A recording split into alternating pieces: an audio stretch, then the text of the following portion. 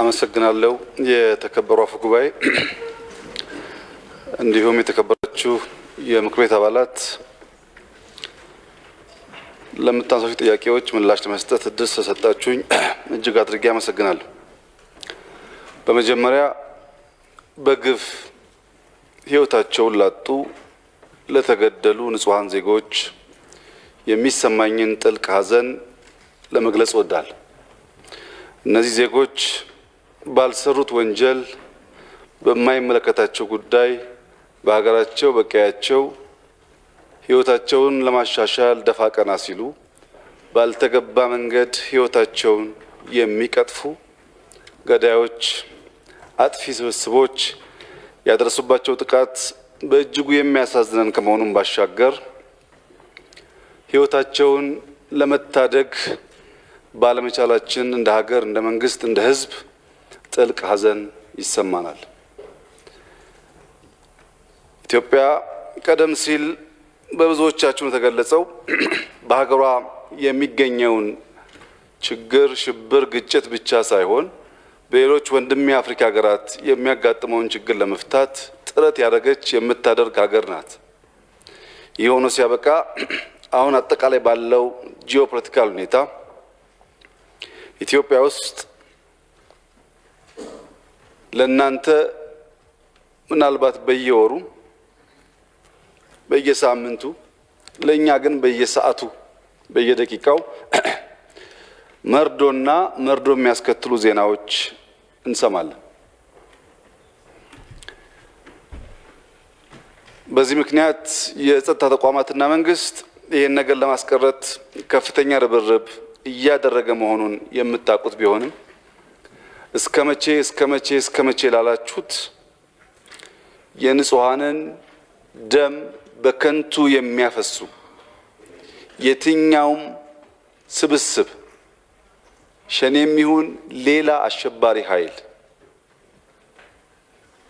በጀመርነው መንገድ ጉዟችን አጠናክረን የምንቀጥል ከሆነ ይጠፋሉ። ዓላማ የላቸውም፣ ግብ የላቸውም። እሳቢያቸው ጥፋት ስለሆነ የኛን ጉዞ ማደናቀፍ አይችሉም። መፈተን ይችላሉ፣ ፈትነዋል፣ ግን ማሸነፍ አይችሉም። እንዴት እንደዚህ አይነት ድርጊት ማስቀረት እንደምንችል በዝርዝር ወደ ኋላም ስለምገልጽ እስከ መቼ የሚለውን በጥቅሉ የሽብር፣ የጥፋት፣ የክፋት ኃይሎች ኢትዮጵያንና ኢትዮጵያውያንን መግደል፣ ማጎሳቀል፣ መግፋት፣ ማሸበር ይችሉ እንደሆን እንጂ ከዋነኛው ዓላማችን ሊያስቀሩን አይችሉም። ይህም ሆኖ ኢትዮጵያ ውስጥ የሚደረገው ግድያ አንዳንዶች እንደሚገልጹት በቸልታ መንግስት ስራውን ስለማይሰራ ኃላፊነቱን ስለማይወጣ ተደርጎ መወሰድ የለበትም። መንግስት 24 ሰዓት የዜጎቹን ሕይወት ለመታደግ ከፍተኛ ጥረት ያደርጋል። በዚህም በጣም በርካታ ሕይወት መታደግ ችሏል። ያመለጡ የጠፉብን ዜጎች እንዳሉ እንደተጠበቀ ሆኖ ማለት ነው። ይሄን አንደኛ በሚፈጠረው ችግር ሁሉ ሕይወታቸውን የሚገብሩ የጸጥታ አካላት እንዳሉ መገንዘብ ተገቢ ነው።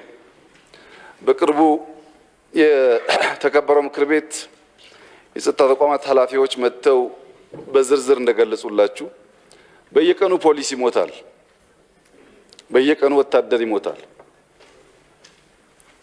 ደራሼ ላይ ብቻ በነበረው ግጭት ፖሊስና የወረዳው አመራሮች ከ80 ሰው ያላነሰ ሞተዋል። በጋምቤላ ሞተዋል፣ በደምቢዶሎ ሞተዋል፣ በጊምቢ ሞተዋል። በአእምሮ አካባቢም ጠላት ሊዋጉ እየሄዱ በግፍ ባልተገባ መንገድ ፖሊሶች ተገለዋል። ወታደሮች፣ የክልል ልዩ ኃይሎች ሕይወታቸውን ገብረው ዜጎቻቸውን ለመታደግ ጥረት ያደርጋሉ። የተከበረው ምክር ቤት ማወቅ የሚገባው በየቀኑ የሞተ ሕይወት የሚታደገው ፖሊስ የተለየ ጥቅም ያለው አይደለም። እጅግ ዝቅተኛ ክፍያ የሚከፈለው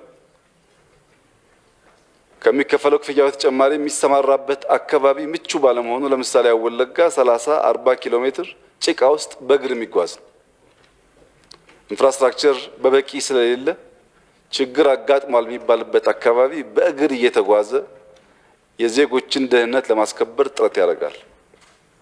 ይህ ሳይከፈለው አገሩ ወዶና አክብሮ ሕይወቱን የሚከፍለውን የጸጥታ ተቋም የተከበረው ምክር ቤት ክብር ሊሰጠው ይገባል።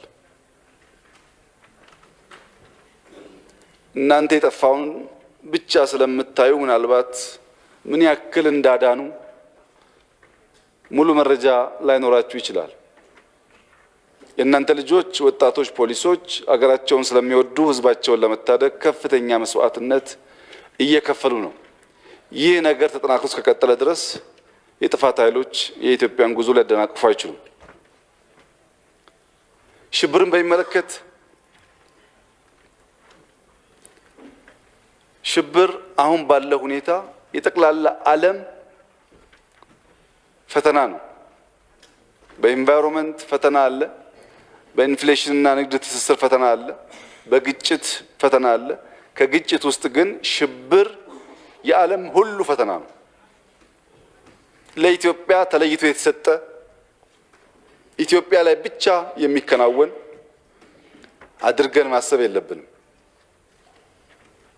በዓለም አቀፍ መድረኮች እንደ ትልቅ አጀንዳ እያነሳን የምንወያይባቸው ጉዳዮች ሽብር መልኩ ብዙ፣ ለመከላከል አዳጋች በመሆኑ እንዴት ተባብረን የዜጎቻችን ሕይወት ልንታደግ እንችላለን የሚለው አጀንዳ ቀዳሚ ውይይት የሚደረግበት ነው። ለምሳሌ በዓለም ላይ ጠንካራ ወታደራዊና የደህንነት ተቋም ያላት ሀገር አሜሪካ ነች። በዓለም ላይ አሜሪካን የሚያክል ጠንካራ ሎ ኢንፎርስመንት ኤጀንሲስ የሚባል ትልቅ ሀብት የሚያንቀሳቅስ ትልቅ ቴክኖሎጂ የሚያንቀሳቅስ ሀገር የለም። አሜሪካ በኒውዮርክ ያጋጠመውን የአሸባሪዎች ጥቃት ትተን በ2020 አሜሪካ ውስጥ ቁጥሩ ከፍ ይላል፣ በጣም ቀንሼ የምናገረው ከ20 ሺህ ሰው በላይ በሽብር ሞተዋል። አሜሪካ ውስጥ ያ የሞተው ሰው ሕፃን ተማሪ በየቦታው መሳሪያ ይዘው በሚሄዱ 5-10 ሰው በሚገሉ ሰዎች ከ20 ሺህ እጅግ ከፍ ያለ ቁጥር ሰው ሞቷል። ባለፉት 6 ወራት ብቻ ከጃንዋሪ እስከ ጁን በዚህ 6 ወር ብቻ በዚህ ዓመት 6 ወር ብቻ ሎስ አንጀለስ በሚባለው ከተማ 172 ሰው ሞቷል። ሎስ አንጀለስ ካውንቲ የሚባለው ኖት ካሊፎርኒያ አይደለም፣ ስቴቱ አይደለም፣ ካውንቲው ሎስ አንጀለስ እና በአቅራቢያው ያሉ ከተሞች ብቻ 224 ሰው ሞቷል ባለፉት 6 ወራት። ፊላደልፊያ ላይ ባለፉት 6 ወራት 257 ሰው ሞቷል። ዋሽንግተን ዲሲ ዋናው ከተማ 104 ሰው ሞቷል። እና ቦልቲሞርን አይጨምርም፣ አካባቢ ያሉትን ከተማዎች ሳይጨምር ማለት ነው። ኒውዮርክ 197 ሰው ሞቷል ባለፉት 6 ወራት። ቺካጎ 300 ሰው ሞቷል። በጥቅሉ በአሜሪካ ባለፉት 6 ወራት በሺህ የሚቆጠሩ ሰዎች በአሸባሪዎች መሳሪያ ይዘው ዜጎችን በሚገሉ ሰዎች ሞተዋል። አሜሪካና ያደጉ ሀገራት በመሳሪያ አንድ ሰዎች መኖር የለባቸውም ብሎ የሚያምን ግለሰብ ወይም ቡድን ሄዶ ከሚፈጀው ፍጅት ባልተናነሰ በዚህ ምድር ላይ መኖሬ ትርጉም አልባ ነው፣ መኖር የለብኝም ብለው ራሳቸውን የሚገሉ ሰዎች ቁጥርም በጣም ከፍተኛ ነው። ሱሳይድ የሚያደርጉ የዓለም ችግር ነው። ይሄ ራሱን የሚያጠፋ ሰው በርካታ መሆን፣ መሳሪያ ያላቸው ሰዎች ሄደው ተማሪዎችን፣ ሴቶችን፣ አቅመ ደካሞችን መግደል የአሜሪካ ችግር፣ የአውሮፓ ችግር፣ የብዙ ሀገራት ችግር ነው። የኢትዮጵያም እንደዚሁ ስፔሻል ነገር ኢትዮጵያ ላይ ብቻ ያለ የኢትዮጵያ ጸጥታ ተቋማት ሊከላከሉት ያልቻሉት አይነት እንድምታ መያዝ የለበትም። በቅርቡም ብሪክስ በጠራው ስብሰባ ላይ በነበረው ውይይት አንዱ ንግግራችን አሸባሪነት በሁሉም የዓለም ቀጠና ፈተና እየሆነ ስለሆነ እንዴት ተባብረን በጋራ ልንገታው እንችላለን የሚል ምክክር ነው የነበረው። ከምንመካከረው ውስጥ ምን ያክሉን በትብብር እንሰራለን የሚለው ጥያቄው እንደገባ ሆኖ ማለት ነው። አሸባሪዎችን ከዘር ጋር ብቻ ማያያዝም ችግር አለበት። ነገርየውን በቁንጽል እንድናይ ነው የሚያደርገው። ለምሳሌ አልሸባብ 100% ባይባልም አብዛኛው የአልሸባብ አመራር አባል ሶማሌዎች ናቸው። በእምነት ሙስሊም ናቸው። በዘር ሙስሊም ሶማሌዎች ናቸው። በቋንቋ አብዛኛዎቹ ሶማሌኛ ይናገራሉ። ነገር ግን በሶማሌ ውስጥ በኬንያ አልፎ አልፎም ኢትዮጵያ በሚያደርጉት ሙከራ እስካሁን አልሸባብ ከገደለው አብዛኛው ሰው ሶማሌዎች ናቸው። ሶማሌዎች ናቸው። አልሸባብን ለማጥፋት የአሜሪካ መንግስት፣ የኬንያ መንግስት፣ የኢትዮጵያ መንግስት፣ የሶማሌ መንግስት፣ ሌሎች ሀገራትም በትብብር ባለፉት 10 ዓመታት እየሰራን ነው። የብዙ ሀገራት ወታደር ሶማሌ ውስጥ አሉ። ነገር ግን ሞት ዜሮ ማድረግ አልቻልንም። ከጅቡቲ የተነሳ አሜሪካ በአየር ድጋፍ እያደረገም ቢሆን በምድር ላይ በርካታ አፍሪካ ሀገራት ወታደሮች ቢኖሩም አልሸባብን ይሄ ሁሉ ሀገር ተባብሮ ሊያስቆም አልቻለም። ሽብርም በደንብ መገንዘብ ያስፈልጋል። በምዕራብ አፍሪካ በተለይም ናይጄሪያ ቦኮ ሃራም የሚያስከትለውን ችግር ታውቃላችሁ። ናይጄሪያ በህዝብ ቁጥርም በሀብትም ከኢትዮጵያ የምታንስ እና እንደዛ አይነት አሸባሪ መከላከል የማትችል ሀገርና ሳይሆን የሽብር ባህሪው የሚከተለው የጥፋት ስልት ልክ ከቲፒኤልኤፍ ጋር መጀመሪያ በነበረው ውጊያ ግንባር ለግንባር እንዳደረግነው አይነት አርጋችሁ አትወሰዱት። መጨረሻ መቀሌን ከተቆጣጠርን በኋላ ጠላት በህዝብ ውስጥ ተሰግስጎና ተደብቆ የነበረበት ያሳለፈው 8 ወራት አይነት ባህሪ ማለት ነው። ቦኮ ሃራም ናይጄሪያና ምዕራብ አፍሪካን ይፈትናል። አልሸባብ ምስራቅ አፍሪካን ይፈትናል። ሌሎቹ አሸባሪዎች እንዲሁ በተለያየ ቀጠና ይፈትናሉ። ለምሳሌ የመን ላይ ሁቲ የሚባለው የሽብር ቡድን በኢኮኖሚም በወታደርም በቴክኖሎጂም ሻል ያለ አቅም ያላቸው ሀገራት የመን ገብተው በጣም በርካታ ስራ ሊሰሩ ሞክረው ሁቲን አጠፉት። በቅርቡ ሁላችሁም እንደምታውቁት ሁቲ ወደ አቡዳቢ ኤርፖርት ሮኬቶች፣ ሚሳኤሎች እየላከ ጥቃት ፈጽሞ ነበር። ወደ ኤርፖርት ሁቲ በማንኛውም መመዘኛ ከዩናይትድ አረብ ኤሚሬት መከላከያ የደህንነት ተቋማት ጋር ሊወዳደር አይችልም በብቃት። ከየመን አቡዳቢ ድረስ ማጥቃት የቻለው በራሱ ብቻ ቆሞ አይደለም። በድምሩ ሸኔ እና ሌሎች የሽብር ቡድኖች የራሳቸው እግር የላቸውም። እግር የሚገጥምላቸው ሰው ሲያገኙ ሮጥ እያሉ ያጠፋሉ። የራሳቸው ማሰቢያ ጭንቅላት የላቸውም። ታስቦ ስራ ሲሰጣቸው ጥፋት ያካሂዳሉ። ለምሳሌ በቅርቡ የተፈጸመውን በደል ብንወስድ በኔ መመዘኛ እና በኔ ህሳቤ ከወሎ በ77 ዓመተ ምህረት ወደ ወለጋ የሄዱ ሰዎች የ5 ዓመት 6 ዓመት 7 ዓመት ልጅ ሄዶ ቢሆን ዛሬ 40 አጋማሽ ጎልማሳ ሰው ነው።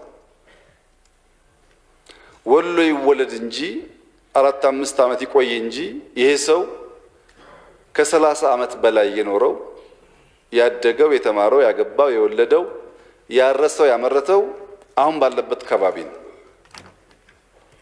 ሰው ደግሞ እንደምታውቁት ሰው ነኝ አገር የሚለው የሚጠራውን ተራራ የሚጠራውን ወንዝ የዋኘበትን የተጓዘበትን እያሰበ እነዚህ ግለሰቦች በ5-6 ዓመታቸው ከወልደት ቦታቸው የሄዱ ሰዎች በአካባቢያቸው ብዙ የሚናገሩለት የሚተርኩለት ነገር የላቸው። ያደጉበት የኖሩበት ሀገራቸው አሁን ያሉበት ነው። እነዚህ ሰዎች በግፍ መግደል ምንም አይነት የፖለቲካ ዓላማ ሊያሳካ አይችልም። የፈለገ የሽብር ቡድን ተገቢም ባይሆን በዚያ መንገድ ማሰብ ወታደሩን ፖሊሱን ጋር መጋፈጥ መጋደል ይሻላል። ተገቢም ባይሆን ንጹሃን ዜጎችን በዚያ መንገድ ማጥፋት የሽብር ባህሪ ኢትዮጵያን ለመበተን ለማፍረስ የሚፈልጉ ኃይሎች መሻትን በገሃድ የሚያሳይ ነገር። እኛ ጋር ያለው ችግር ምንድነው? መንግስት የህዝቡን ሰላም ማስከበር ቀዳሚ ተግባሩ ነው ብላችኋል። እውነት ነው፣ ቀዳሚ ተግባሩ ነው። ህዝብም የመረጠውን መንግስት የማድመጥና የማገዝ ቀዳሚ ተግባሩ ነው። መንግስት ፖሊሲ ሲቀርጽ፣ መረጃ ሲሰጥ፣ ሐሳብ ሲሰጥ ሁሉም የሚያደምጥና የሚከተል ከሆነ ብዙ ነገር ልናስቀር እንችላለን። አሁን አድማጭ የለም፣ ሁሉ አቅጣጫ ጠቋሚ ብቻ ነው። ባለው ውስን መረጃ ላይ ባለው ውስን እውቀት ላይ ቆሞ በዚህ መንገድ መሆን አለበት የሚል ብቻ ነው የበዛው። ይህ ወደፊትም የበለጠ ኪሳራ እንድናስተናግድ ያደርገናል። አንደኛ ሽብርን መገንዘብ ያስፈልጋል። ሁለተኛ ከፋም ለማም መንግስት ከናንተ በተሻለ ከዜጎች በተሻለ የሽብርን እንቅስቃሴ መረጃ እንደሚያገኝም ማሰብ ጠቃሚ ነው። በቅርቡ የመከላከያና ደህንነት ተቋማት እንዳያችሁት የመከላከያና ደህንነት ተቋማት ባለፉት 15-20 ዓመት ከነበሩበት በእጅጉ የተሻለ ቁመና ይዘዋል። ከትናንትና እጅግ የተሻለ ቦታ ነው ያሉት። አይታችኋል። ህዝቡ አላየም፣ እናንተ አይታችኋል። ለምንድነው ቅድሚያ ሰጥተን ሎ ኢንፎርስመንት ኤጀንሲስን ማጠናከር ለተቋም ያስፈልገው ያላችሁ እንደሆነ የሽብር ኃይሎች በተቀናጀ መንገድ ኢትዮጵያን ለማፍረስ ያላቸው መሻት ፍላጎት ስለምናቅ ነው። አሁን በቅርቡ ዛሬ አሶሳ ላይ ፕላን አላቸው። ዛሬ በዚህ ሳምንት ውስጥ አዲስ አበባ ውስጥ ከ6 ጊዜ በላይ ፕላን ከሽፏል። በርካታ ሰዎች ሰልጥነው ይገባሉ። ሙስሊም ሀገር ሰላም ነው ብሎ አረፋ ሊሰግድ ሲወጣ ሙስሊም ነኝ ብሎ ጀለቢያ ለብሶ ቦምብ ይዞ ሊገባ የሚዘጋጅ ኃይል ብዙ ነው። የኢትዮጵያ መከላከያ ኃይል ምንም ያክል ለማጠናከር ሙከራ ያደረግን ቢሆንም እንደምታውቁት 100 ሚሊዮን ወታደር የለንም። ዜጎቻችን 100 ሚሊዮን ናቸው። ለእያንዳንዱ ዜጋ አንዳንድ ወታደር ማስቀመጥ አንችልም። እዚህ ጋር ስንጠብቅ እዚህ ጋር ያልፋል። ሌላ ቀይ መልክ ያለው የተለየ መልክ ያለው አይደለም እየመጣ ያለው። እኛን የሚመስል የኛን ቋንቋ የሚናገር ሰው ነው በየቦታው የሚሽለኮለከው። እና የመንግስት ቀዳሚ ተግባር ነው፣ ትክክል ነው። የህዝብም ቀዳሚ ተግባር ምን እንደሆነ መገንዘብና ተሰናስሎ ሀገርን መታደግ ያስፈልጋል። ከሳሽ ጠያቂ ብቻ ሳይሆን ኃላፊነት የሚወስድ እና የሚጠብቅ ዜጎችም ያስፈልጋሉ። ቅድም ባነሳዋቸው በምዕራቡ ዓለም ሲኒየር ዜጎች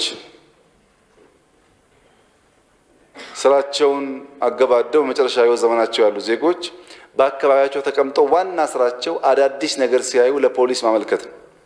ይጠብቃሉ ሳይከፈላቸው። አሮጊቶች፣ ሽማግሌዎች በአካባቢያቸው ሲንቀሳቀሱ አዲስ ምልክት ካዩ ለመንግስት ሪፖርት ያደርጋሉ። አልቃይዳ ትይዩ ህንፃዎችን ኒውዮርክ ላይ ሲያፈነዳ ሚስቱ፣ ልጁ፣ ወንድሙ የሞተበት የአሜሪካ ዜጋ ከመንግስታችን ጋር ሆነን አሸባሪዎችን እንፋረዳቸዋለን ይላል። በየትምህርት ቤቱ ቅድም ያነሳሁት ህፃናት መቼም ልጁ ሲሞት የማይሸበር ሰው የለም። እየተሸበረም ቢሆን ከመንግስቴ ጋር ሆኜ ይህንን ህገወጥ ገዳይ እፋረዳለሁ ይላል። እኛ ጋር ደግሞ ሰው መጣ ቁጥር ይሄ መንግስት ይላል። ይሄ ትክክል አይደለም። መንግስት አሸባሪ አይደለም። አሸባሪ የሚፋለም ኃይል ነው። በየቀኑ ከአሸባሪ ጋር የህይወት መስዋዕትነት የሚከፍል ኃይል ነው። የህዝብ ስራ አሸባሪውን ከለየ በኋላ ከዚያ ጎን ቆሞ ጥፋት እንዲቀነስ ማድረግ ነው። ለዚህ ደግሞ ያለው ችግር ምንድነው? የኢትዮጵያን ፈተና የምናይበት ፈርጅ መለያየቱ ነው። የኢትዮጵያን ፈተና ብዙ ስብርባሪ ፐርስፔክቲቭስ ያሉት ቢሆንም በሁለት ማዕቀፍ የተከበረው ምክር ቤት ቢያየው መልካም ነው። አንደኛው ኢትዮጵያ ለዓለም ያላት አስተዋጽኦ እኛ ኢትዮጵያውያን እንደምናስበው አለመሆኑ ችግር ፈጥሮብናል። ለምሳሌ ቀደም ብዬ የአሜሪካ አካባቢ ያለውን ችግር ያነሳሁት በአሜሪካ የሚኖሩ ኢትዮጵያውያን ይህንን ነገር ያውቃሉ። በየቀኑ በየከተማዎቻቸው የሚፈጸመውን ነገር ያውቃሉ። ሁለት ችግር አለባቸው። በአንድ በኩል በአሜሪካና በአውሮፓ ያሉ ኢትዮጵያውያን እዛ ሆነው ስለ ኢትዮጵያ የዕለት ውሎ ሲሰሙ ምንም ኢትዮጵያ ውስጥ እንቅስቃሴ ያለ አይመስላቸው፣ ምንም አይነት ስራ ያለ አይመስላቸው። ወንድሞቻቸው እህቶቻቸው በየቀኑ እያለቁና ጦርነትና መርዶ ብቻ ይሰማሉ። በጣም የሚጨነቁ ቤተሰቦች አሉ፣ እንቅልፍ የማይተኙ ቤተሰቦች አሉ። ራቅ ብሎ መስማትና እንደናንተ ቀረብ ብሎ ማየት ለየቅል ስለሆነ ጉዳዩ። ከዚህ አንጻር በውጭ ሀገር ላሉ እና ራቅ ያለ ቦታ ያሉ ሰዎች አንዱ ማድረግ ያለባቸው ነገር አቅም በፈቀደ መጠን እየመጡ ማየት ነው። የሚባለውንና እየሆነ ያለውን ማስተያየት ያስፈልጋል። የሚባለው አብዛኛው ክፉ ክፉ ስለሆነ ያ ይበልጥ እንዳያራርቅ በተጨባጭ መሬት ላይ ያለውን ነገር ማየትና የራስን ፍርድ መስጠት ያስፈልጋል። ሁለተኛ ጥፋት ሲካሄድ ካሉበት ሀገር አንጻር ልምድ እየወሰዱ በእነሱም ከባቢ መሰል ችግር እንዳለ ግን ያንን ችግር ሚቲጌት ለማድረግ ለመከላከል መንግስትና ህዝብ እንዲህ ተባብረው እንደሚሰሩ ማስተማር ይጠበቅባቸዋል። ያ ሲሆን በጣም ጠቃሚ ግብአት ይገኝባቸዋል። ቀደም ብዬ እንዳነሳሁት ኢትዮጵያ ለዓለም ያላት አስተዋጽኦ እና ኢትዮጵያ ለማደግ ያላት አቅም እድልም ፈተናም አለ። ለዓለም ያላት አስተዋጽኦን በአራት ክፍለን እንመልከተው። አንደኛ ታሪካዊ፣ እኛ ኢትዮጵያውያን በሚያጣላን ታሪክ ላይ ብቻ ብዙ ጊዜያችን የምናጠፋ ቢሆንም በዓለም መድረክ ታሪክ ሲመዘን ግን የስልጣኔ መነሻ ናት ኢትዮጵያ የሚለው ከሞላ ጎደል የሚያግባባ ነው። ወይም የስልጣኔ መነሻ ከሆኑ ጥቂት አገራት ውስጥ አንዷ ኢትዮጵያ ናት የሚለው የሚያግባባ ነገር ነው። ይሄ ለኛ የረከሰብን ነው እንጂ አሁን ያደጉ ሀገራት እንደዚህ በሚናገሩት ታሪክ የላቸውም። ብዙዎቹ የስልጣኔ መነሻ ብቻ አይደለም፣ የሰው ልጅ መገኛም ናት ኢትዮጵያ። ስለ ሰው ልጅ ምርምር ስናካሄድ ኢትዮጵያን ማየት መዳሰስ ግድ ነው። ስልጣኔን ስናስብ ኢትዮጵያን ማየት ግድ ነው ብሎ በታሪክ ውስጥ ከፍ ያለ ቦታ እንድንይዝ ያደርገናል። ከዚህ ባሻገር በሺህ የሚቆጠሩ ከ50 ሺህ በላይ ጥንታዊ መጽሐፍቶች የኢትዮጵያ በተለያየ ዓለም መዛግብትና በተለያየ ቦታ ይቀመጣሉ። ከ50 ሺህ በላይ ከ100 ሺህ በላይ የኢትዮጵያ ቅርሶች በተለያየ ዓለም ይኖራሉ። ቅርሶች አሉ፣ ጥንታዊ ጽሑፎች አሉ። በዚህ ምክንያት ሰው ታሪክና ትናንትናን ሲመለከት የኢትዮጵያ ቅርስ በሱ ላይብረሪ ስለሚገኝ የኢትዮጵያ መጽሐፍት ለምርምር በየቦታው ስላለ የኢትዮጵያን ነገር ቸል ብሎ ማየት ይቸገራል። ወደዚህ ደግሞ ከመጣ ታንጀብል ነገር አለ። ላሊበላን ያያል። ላሊበላን ዓለም ላይ እየዞሩ ማየት አይቻልም። ሶፍመርን ያያል። ሶፍመርን ዓለም ላይ እየዞሩ ማየት አይቻልም። ትልቅ የስልጣኔ አሻራ ነው። አክሱምን ያያል። እነዚህ ታንጀብል ነገሮች በየቦታው ያሉ ታንጀብል ነገሮች ኢትዮጵያ በተጻፈ ብቻ ሳይሆን በቅርጽ ብቻ ሳይሆን ሀገሯም ሲኬድ የሚጨበጥ የሚዳሰስ ነገር እንዳለ ያሳያል። ይሄን ለማወቅ የተከበረው ምክር ቤት ለአንዳንድ ስራ ስትንቀሳቀሱ ያደጉ የተሻለ አስፋልት የተሻለ ፎቅ ያላቸው ሀገራት ብትሄዱ በዚያ ልክ እድሜ ጠገብ የሆኑ ነገሮች ማግኘት አትችሉም። ይሄ ታሪክ ለኛ ረከሰብን እንጂ ለዓለም አልረከሰም።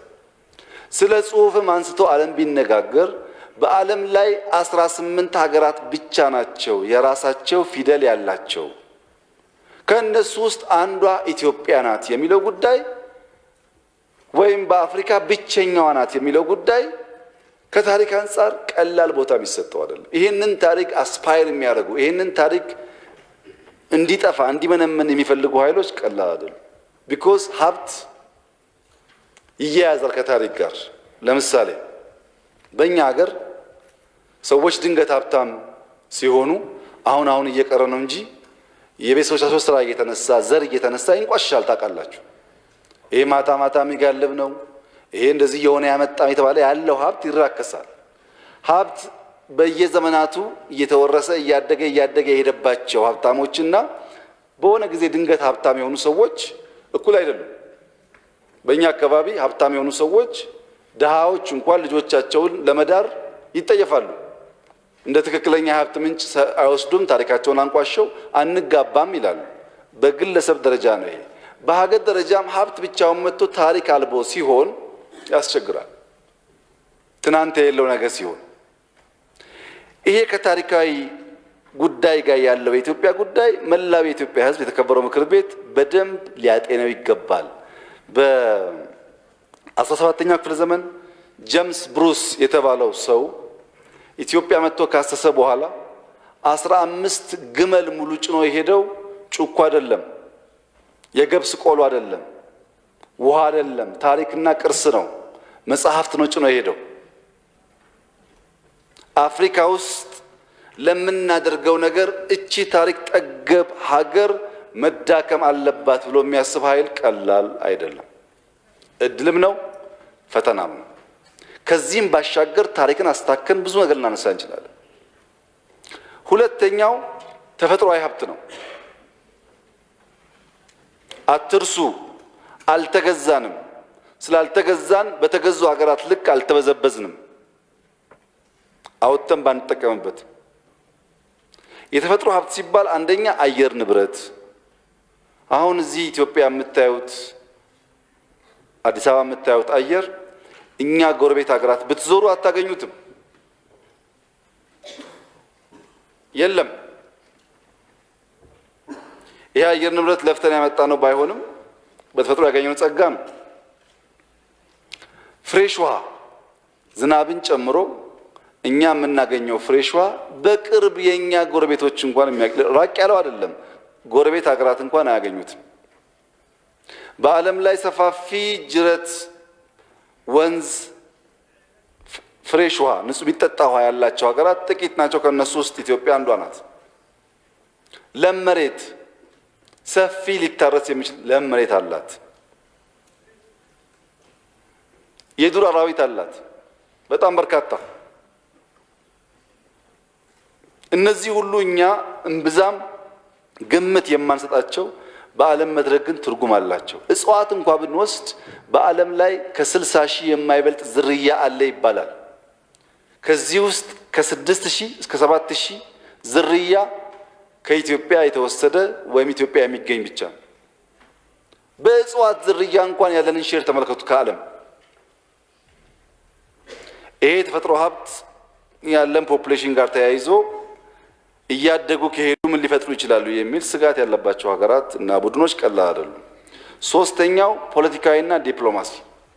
ቀደም ሲል የተከበሩ ምክር ቤት አባል እንዳነሱት እኛ ነፃ ሀገር ነን፣ ያልተገዛን ሀገር ነን። ያልተገዛ ሀገር መሆን ተራ ንግግር አይደለም። በብዙዎች ደም፣ አጥንት፣ መስዋዕትነት የተገኘ ድል ነው። ብዙዎች ሊያሳኩ አልቻሉም። ከዓለም ጫፍ እስከ ጫፍ አሁን አደጉ የሚባሉ ሀገራት በሙሉ የተገዙ ናቸው። በኤዥያም በአሜሪካም በአፍሪካም ቢኬድ ያልተገዛን መሆናችን ደጋግመን የምናወሳው ብቻ ሳይሆን በፖለቲካና ዲፕሎማሲ ውስጥ ትልቅ ቦታ የሚሰጠን ነው። እኛ ያልተገዛ መሆናችን ብቻ ግን አይደለም። ሀገራት እንዳይገዙ ያደረግነው አስተዋጽኦ ቀላል አይደለም። አሁን ነፃ የወጡ የአፍሪካ ሀገራት ብዙዎቹ እኛ ጋር የሰለጠኑ ናቸው። በተደጋጋሚ የደቡብ አፍሪካው የአፓርታይድ ትግል እና አፓርታይዱ መሪ ሚስተር ማንዴላ ኢትዮጵያ ውስጥ እዚሁ ኮልፌ መሰልጠናቸውን ሰምተናል። ግን ይሄ በፖለቲካ ነው። ከፖለቲካ ውጪ አቶ ይድነቃቸው ተሰማ የኳስ ፌዴሬሽንን ሲመሩ እነዚህ እንደ አፓርታይድ ያሉ የአፍሪካን ሕዝቦች የሚጮቁኑ ሀገራት በዓለም የእግር ኳስ መድረክ ላይ እንዳይገኙ እንዳይሳተፉ የነበራቸው አስተዋጽኦ እጅግ ከፍተኛ ነው። መንግስታት ብቻ ሳይሆኑ ግለሰቦች እንኳን በዓለም መድረክ እድል ሲያገኙ ሌሎች ወንድሞቻቸው ነፃ መሆን በእጅጉ ተጋድሎ አድርገዋል። ታንዛኒያ የምትባል ምስራቅ አፍሪካ ውስጥ አንድ ሀገር አለች። ታንዛኒያ ከኮሎኒ ነፃ ስትወጣ ጎረቤት ሀገር ሞዛምቢክ በፖርቹጋል ተይዛ ነበር። ይህም ማውራችሁ አሁን የዛሬ 67 ዓመት ታሪክ ነው፣ ወይም እዛ አካባቢ ያለ ታሪክ ነው።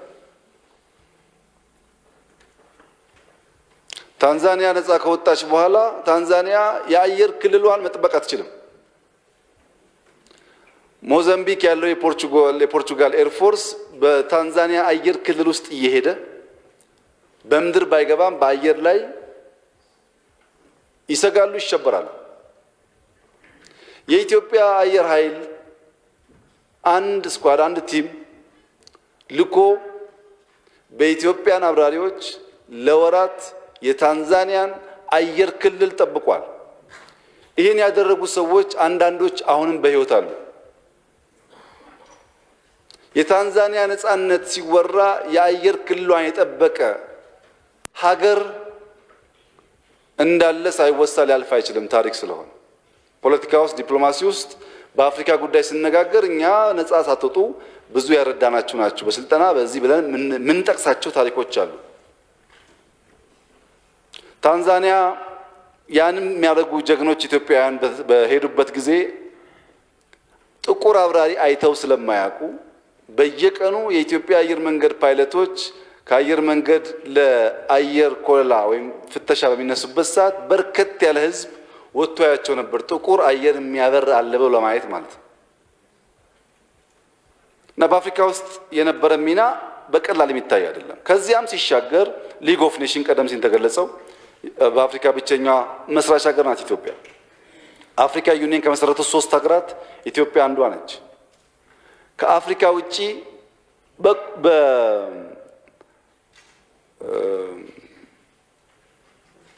ኮሪያ በነበረው የእርስ በርስ ጦርነት የኢትዮጵያ ጦር ኮሪያን ለመታደግ መስዋዕትነት ከፍሎ ታሪክ የሰራ አርሚን ያላት። በኮንጎ በነበረው ብዙ አፍሪካ ሀገራት በማይታሰቡበት ጊዜ ከሌሎች ዓለሞች ጋር ኢትዮጵያ የኮንጎን ሰላም ለማስጠበቅ ትልቅ ተጋድሎ አድርጋለች። ይሄ ታሪክ ነው። በዲፕሎማሲው በፖለቲካው የሚወሳ ነገር ነው። እንደነዚህ አይነት ነገር በርካታ ልናንሳቸው የምንችላቸውን ጉዳዮች ብዙዎች አያነሱትም። ከፖለቲካዎች በማህበራዊ ደግሞ ስንወስድ ኢትዮጵያ ውስጥ ኢትዮጵያውያን እምብዛም ዋጋ ያልሰጠነው ከፍተኛ ሶሻል ካፒታል አለ። ሰው ሞቶ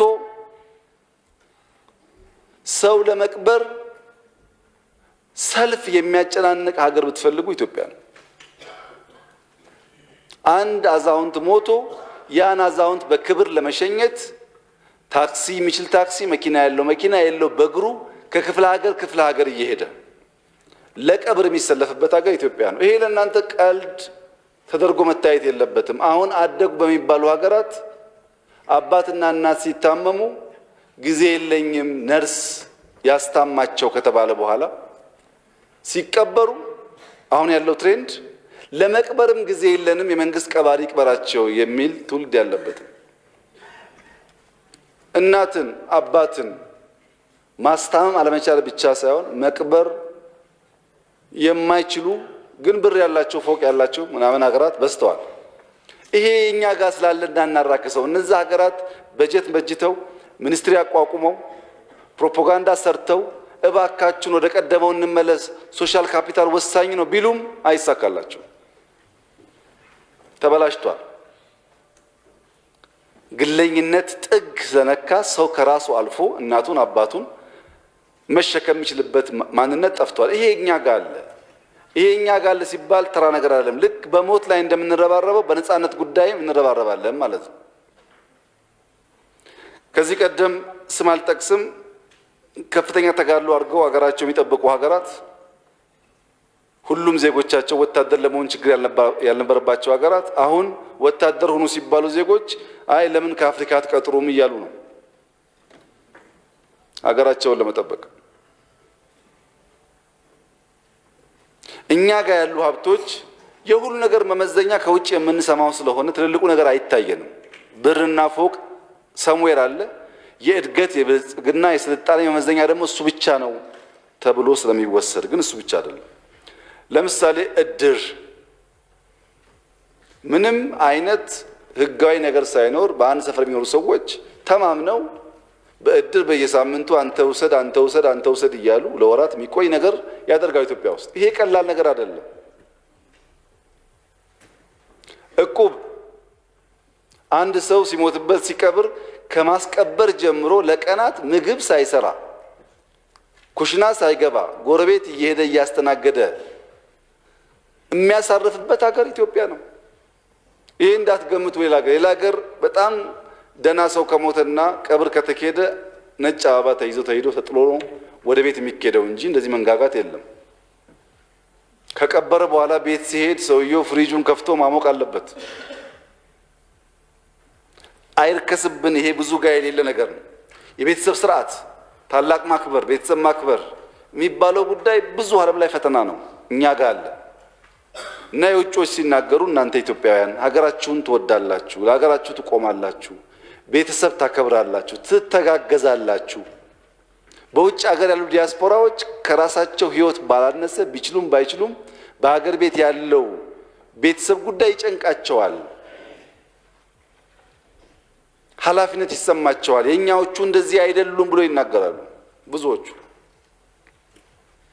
አሁን የታሪክ የተፈጥሮ ፖለቲካና ዲፕሎማሲ ማህበራዊ ሀብቶቻችን እነዚህ ቢሆኑም ሰዎች ለኛ መንገር የሚፈልጉት ድርቅ አለ፣ ድህነት አለ፣ ሽብር አለ፣ መጋደል አለ። ኢትዮጵያን ስትባሉ ድርቅ ነው የሚነገርላችሁ የሚታወቅላችሁ፣ ሊታወቅላችሁ የሚገባውም እሱን ነው ይላሉ። እኛ አይደለም። ከዚያ ባሻገር ሊነገር የሚችል ታሪክ አለን ብለን ስለምንመዝ ይህ ነገር እድልም ፈተናም አለ። ሁለተኛ ኢትዮጵያ ለማደግ ያላት አቅም፣ ለመለወጥ ያላት አቅም፣ የሰው ሀብት ቅድም ተገልጿል። ከዚያም በላይ ቁጥር ወጣት መስራት የሚችል የሰው ኃይል ያለባት ሀገር ናት። ብዙዎቹ ደግሞ በአዛውንት በትላልቅ ሰዎች የተሞላ ሀገር ነው ያላቸው። እንደኛ አይነት ተስፋ የላቸው። ብዙዎቹ ያደጉ ሀገራት አሁን የደረሱት በአባቶቻቸው። አብዛኛው ነገር የተሰራው በአባቶቻቸው። እነሱ እያረጁ ሲሄዱ አዲሱ ወጣት በዚያ ልክ የሚተጋ ባለመሆኑ ማስቀጠል ፈተና ነው። የሰው ሀብት፣ ገጸ ምድር ላይ ያለ ሀብት፣ ከርሰ ምድር ላይ ያለ ሀብት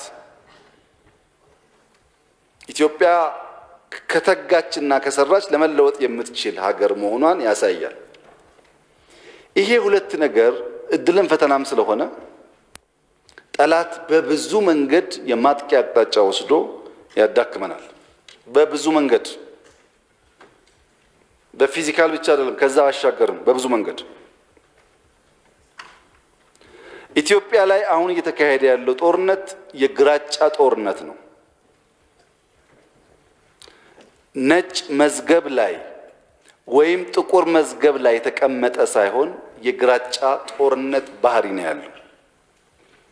ነጭና ጥቁርን ለጊዜው አላነሳውም፣ የግራጫው ላይ ብቻ ፎከስ ላድርግ። የግራጫ ጦርነት ሲባል አንደኛው የመረጃ ጦርነት ነው። ለምሳሌ በወለጋ አንድ ቀበሌ ውስጥ ነገ ሞት የሚካሄድ ከሆነ ብዙ ዓለም ያሉ የመረጃ ተዋናዮች ያውቁታል።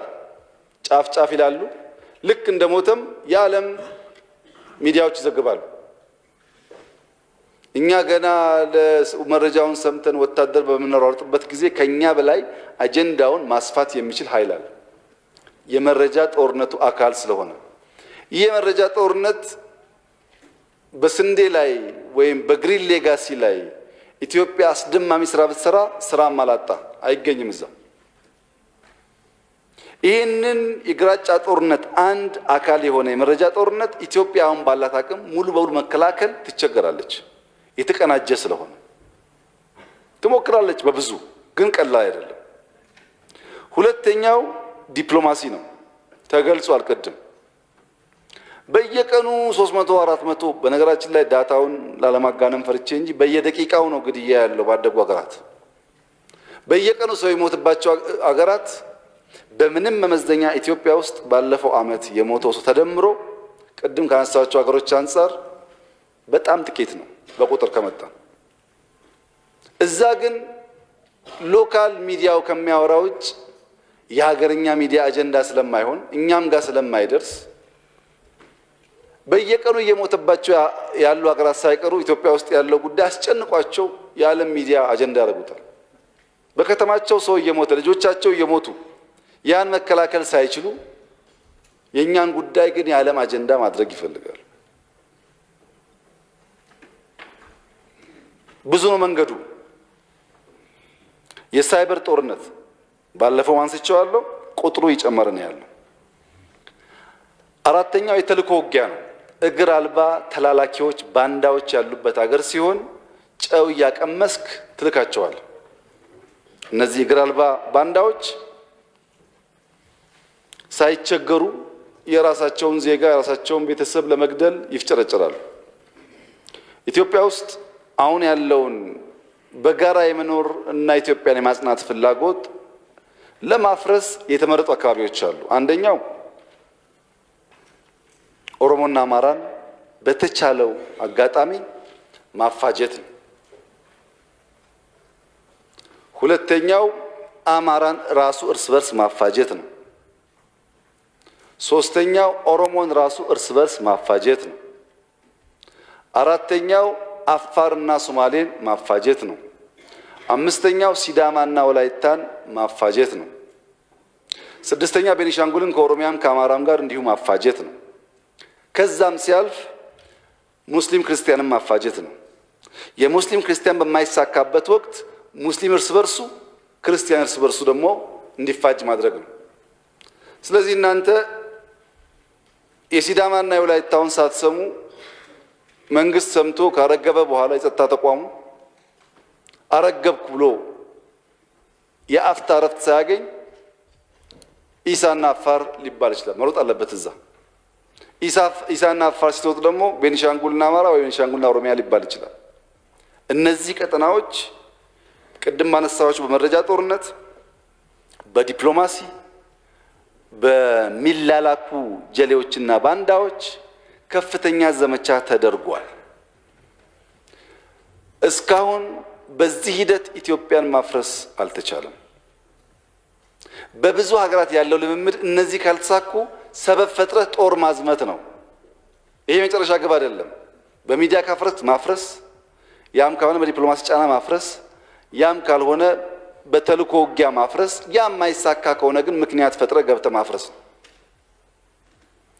ለተከበረው ምክር ቤት ላረጋግጥ የምፈልገው ማንም ሀገር ከኢትዮጵያ ጋር ተዋግቶ ኢትዮጵያን ማሸነፍም ማፍረስም አይችልም። መግደል ይችላል፣ ማጋደል ይችላል፣ በኢኮኖሚክ ጫና ማዳከም ይችላል።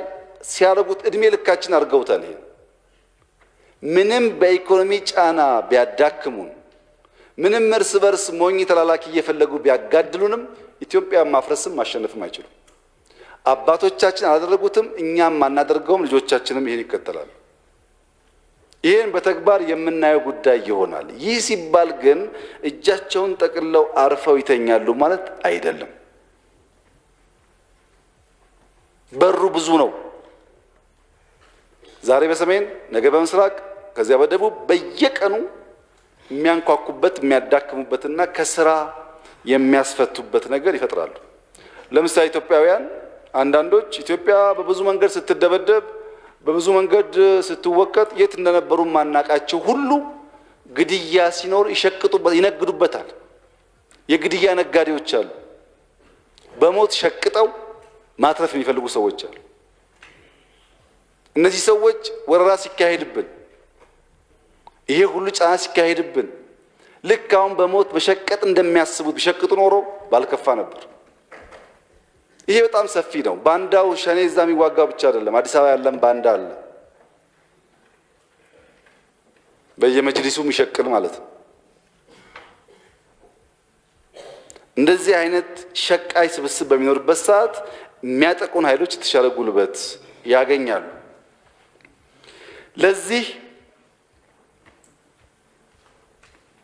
ዙሪያ መለስ ፈተናና የግራጫ ጦርነት ቀድመን ስለተገነዘብን ኢትዮጵያ ውስጥ ማድረግ የሚገባን ነገር ሎ ኢንፎርስመንት ኤጀንሲ ማጠናከር ነው። መከላከያን፣ ፖሊስን፣ ደህንነትን ማጠናከር ስናጠናክር በተቻለ መጠን አራት ነገሮች የነዚህ ተቋማት መርህ እንዲሆኑ አድርገን መፍጠር አለብን። አንደኛው ዘር የሌለው ግለሰብ የለም። የራሱ የሆነ ዘር አለው። ነገር ግን መከላከያው ሲገባ ተቋሙን የዘር መጠቀሚያ ማድረግ የለበትም።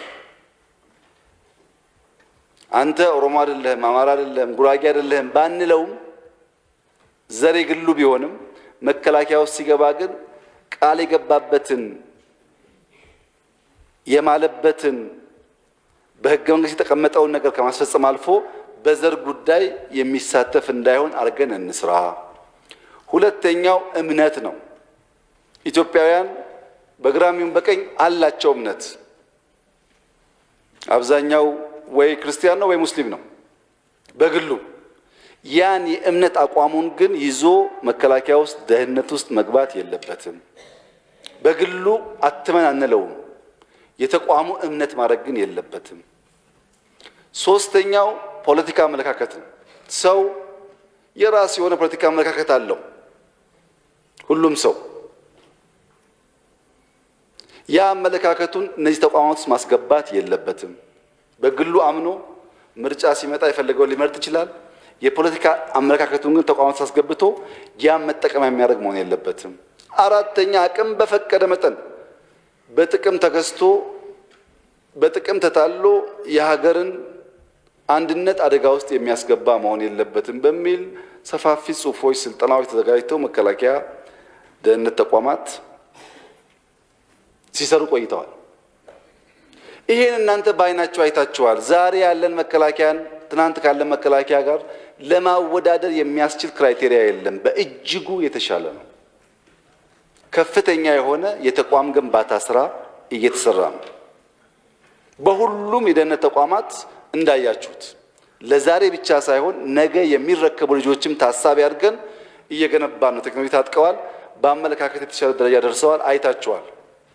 ይሄን ያደረግንበት ዋናው ምክንያት ብዙዎች ተታለው መስመር ቢለቁ ኢትዮጵያን መታደግ የሚችል ተቋም ካልገነባን በስተቀረ ቅድም ባነሳኋቸው ምክንያቶች ኢትዮጵያን ለማፍረስ ለመበተን ለሚፈልጉ ኃይሎች እንጋለጣለን ከሚል መነሻ ነው። በዚህ ሂደት መከላከያ ቢያንስ 95% ተሳክቶለታል። ቢያንስ ወደ 100 ማደግ አለበት። ፖሊስ በብዙ አድጓል። ደህንነት በብዙ አድጓል። ፖሊስ ዛሬ 30-40 ኪሎ ሜትር በእግር ተጉዞ ቅድም እንዳነሳሁት ዜጎች ሊከላከል የሚጥር ኃይል ፈጥሯል። ቅድም ብያለሁ፣ ደራሼ ላይ ብቻ 80 የሚጠጉ የፖሊስና የካድሬ አባላት ሞተዋል። የተለየ ጥቅም የላቸውም እንደምታውቁት ነው። ይህን እያጠናከሩ መሄድ ያስፈልጋል። የተከበረው ምክር ቤት ግን መገንዘብ የሚገባው ነገር ኢንሲደንት እናንተ ጋር ሲደርስና እናንተ ጋር ሳይደርስ እዛው ሲቀጭ ያለው የቁጥር ልዩነት በጣም ሰፊ ነው። ለምሳሌ ጥምቀት ባለፈው ዓመት በኢትዮጵያ ደረጃ 22,000 ቦታ ታቦት ወጥቶ ጥምቀት ተከብሮ ገብቷል። ችግር የገጠመን ወይብላ ማርያም አንድ ቦታ ስለ 21,900 ምናምን ቦታዎች የሚያወሳ ሰው አታገኙ። እነሱ 21,000 ቦታዎች ተጠብቀው ነው ወጣቶች ወጥተው በምታውቁት ስርዓት በዓላቸውን ሲያከብሩ ተጠብቀው ነው። ፖሊስ 21,000 ምናምን መጠበቅ መቻሉ ጥሩ ነው። አንድ የጎደለችውን መሙላት አለበት። እኛ ማግዘን ህዝቡ ማግዞ ማደግ አለበት። ግን አንድ ሲበላሽ አልሰራም ካል በልፋት ላይ ውሃ መቸለስ ይሆናል። የባለፈው የረመዳን ኢድ በኦሮሚያ ብቻ ከ8,800 በላይ ቦታ ላይ የጀማዓ ሰላት ሰግዷል። ሰዎች በጋራ ወጥተው ኢድ አክብረዋል። አፋር፣ ሶማሌ በጣም ሰፊ ቦታው እንደምታውቁት፣ በአማራ ክልልም በምስራቅ አማራ አብዛኛው ቦታ እንደዛ ነው። በብዙ ሺህ የሚቆጠር ቦታ የጀማዓ ሰላት ተሰግዶ ቢወጣም አብዮት አደባባይ ላይ አንድ ችግር ገጥሟል።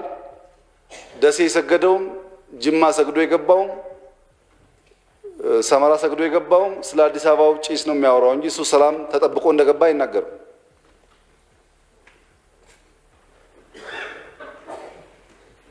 በየቀኑ ትንኮሳ አለ በግራ በቀኝ በየቀኑ የሰራዊት አባላት በየቀኑ ያለ ማስታገስ ይሮጣሉ። ዛሬ በዚህ ቀበሌ መጣ፣ ነገ በዛ ቀበሌ ሄደ፣ ሁሌ ሩጫ ነው በየቀኑ። አልፎ አልፎ ደግሞ አጥፊዎች ጥቂት ሆነው ተመሳስለው ንጹሃንን ስለሚገሉ ከፖሊስ ጋር ስላልሆነ የሚያደርጉት እንደምታውቁት ደግሞ አሳዛኝ ነገር ያጋጥማል። አሳዛኝ ነገር ሲያጋጥም ከተከበረው ምክር ቤት የሚጠበቀው ከኢትዮጵያ ሕዝብ የሚጠበቀው መጀመሪያ ጠላትን መለየት ነው። ወገን መሰብሰብ ነው፣ መከፋፈል አይደለም፣ መሰብሰብ ነው። ሰብሰብ ብለን ጠላታችንን መከላከል ማጥፋት የምንችልበትን አቅጣጫ መከተል ነው። የዓለም ልምድ ይሄ ነው። ኮሽ ባለ ቁጥር እርስ በርስ መጠራጠርና መከፋፈል ከፈጠርን ለነዛ ኃይሎች ምቹ ነገር እንፈጥራለን። ይሄን የተከበረው ምክር ቤት በውል እንዲገነዘብ ፈልጋለሁ። አዲስ አበባ ላይ አሁንም ሰፋፊ ፍላጎቶች አሉ። በየቀኑ በርካታ ስራዎች ሰርተን ህይወት ለመታደግ እየሞከርን ነው። ቦምብ እየያዝን ነው፣ ፈንጂ እየያዝን ነው፣ መሳሪያ እየያዝን ነው፣ የሰለጠነ ወታደር ከተለያየ ሀገር የመጣ እየያዝን ነው። በየቀኑ ትናንትናም ይዘናል፣ ከትናንትና ወዲያም ይዘናል። ወለጋ ባጋጠመ በ3 ቀን ውስጥ ለገጣፉ ብቻ 55 ሰው ይዘናል። አዲስ አበባ የሚገቡ እና አሸባሪ እዚህ ገብቶ ፓርላማው ላይ የማይተኩሰው እዚህ አካባቢ ቀድሞ የሚጠበቅ ጥበቃ ስላለ ነው። በሁሉም ቀበሌ ላይ ጥበቃ ማስቀመጥ ብንችል፣ በሁሉም ዜጎች በር ላይ ጥበቃ ማስቀመጥ ብንችል ችግሩ ሊቀንስ ይችላል። ያ ማድረግ ደግሞ ኢትዮጵያ አትችልም፣ አሜሪካም አትችልም፣ ኢትዮጵያም አትችልም። ለ100 ሚሊዮን ህዝብ 100 ሺህ ወታደር ተይዞ እንዴት እንከን አጋጠመ አይባልም። እናንተ ምን አስባችኋል? እንደ መንግስት እንዴት ልትከላከሉ ነው እየሰራችሁ ያላችሁት? ስትራቴጂያችሁ ምንድነው? የሚል ጥያቄ ተነስቷል። እኛ ግልጽ የሆነ ስትራቴጂ አስቀምጠን ይሰራል። በእንግሊዘኛው 4P በአማርኛው 4ቱ መ በሚል ስልት ነው ኢትዮጵያ ውስጥ ያለውን ነገር ለመከላከልና ኢትዮጵያን ለማጽናት እየሰራ ያለ ነው። የመጀመሪያው ፒ ፕሪቬንት ማድረግ ነው፣ መከላከል ችግሮች ሲያጋጥሙ እንዳያጋጥሙ ቀድሞ አውቆ መከላከል። ከዚህ አንፃር ቀደም ብዬ እንዳነሳሁት ተቋማት በማጠናከር ህዝብ በማንቃት ብዙ ህይወት መታደግ ችለናል። ሙሉ ግን አይደለም። ባዳነው ልክ መኩራራት ሳይሆን በጎደለው ልክ ተክተን መስራት ይጠበቅብናል። እንደ መንግስት እንደ ህዝብ ተቋማቱን ይበልጥ ማጠናከር አለብን። ህዝቡ መንቃት አለበት። ወሬ ሲሰማ ከማን ሰማ ማለት አለበት። ኦፖርቹኒስትና ጊዜ ጠብቀው የሚያፋጁ ኃይሎችን መለየት አለበት።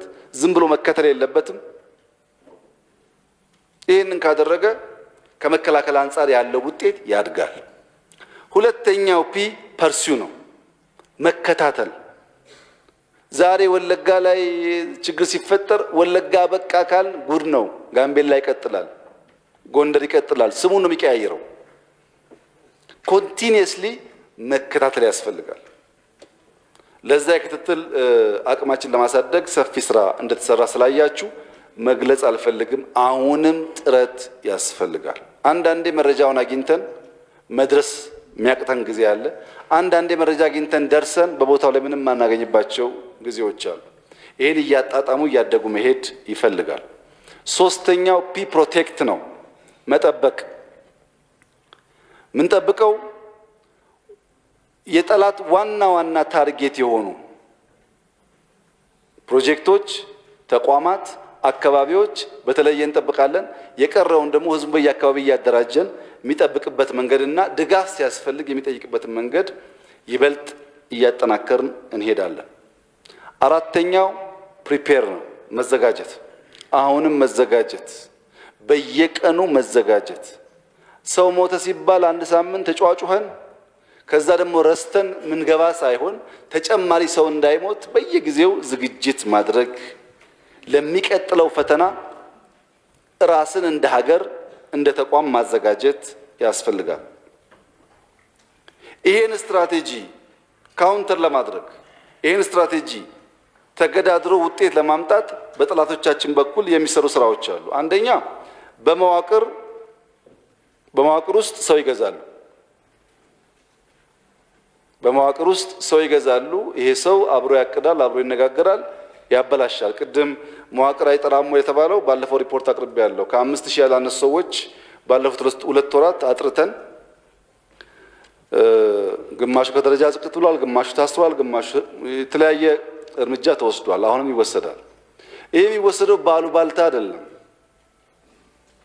አሉባልታ ሸኔዎች እዚህ ይገሉና በሌላ ሸኔዎች ደግሞ የሚከላከሉ ሰዎች ሊያስጠቁ ይፈልጋሉ። እሱ ከናንተ በላይ መረጃ ስላለ ማምን እንደሚሰራ በፕሮፓጋንዳ የሚወሰድ እርምጃ የለም። በመረጃ ብቻ ነው እርምጃ የሚወሰድ።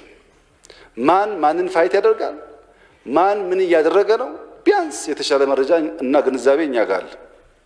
አሁን እዚህ ጋር ካጠቁ በኋላ ትንሽ ጠንከር የሚልባቸውን ግለሰቦችና ቡድኖች ደግሞ በሰፊው በአባሎቻቸው ያስጨዋሉ።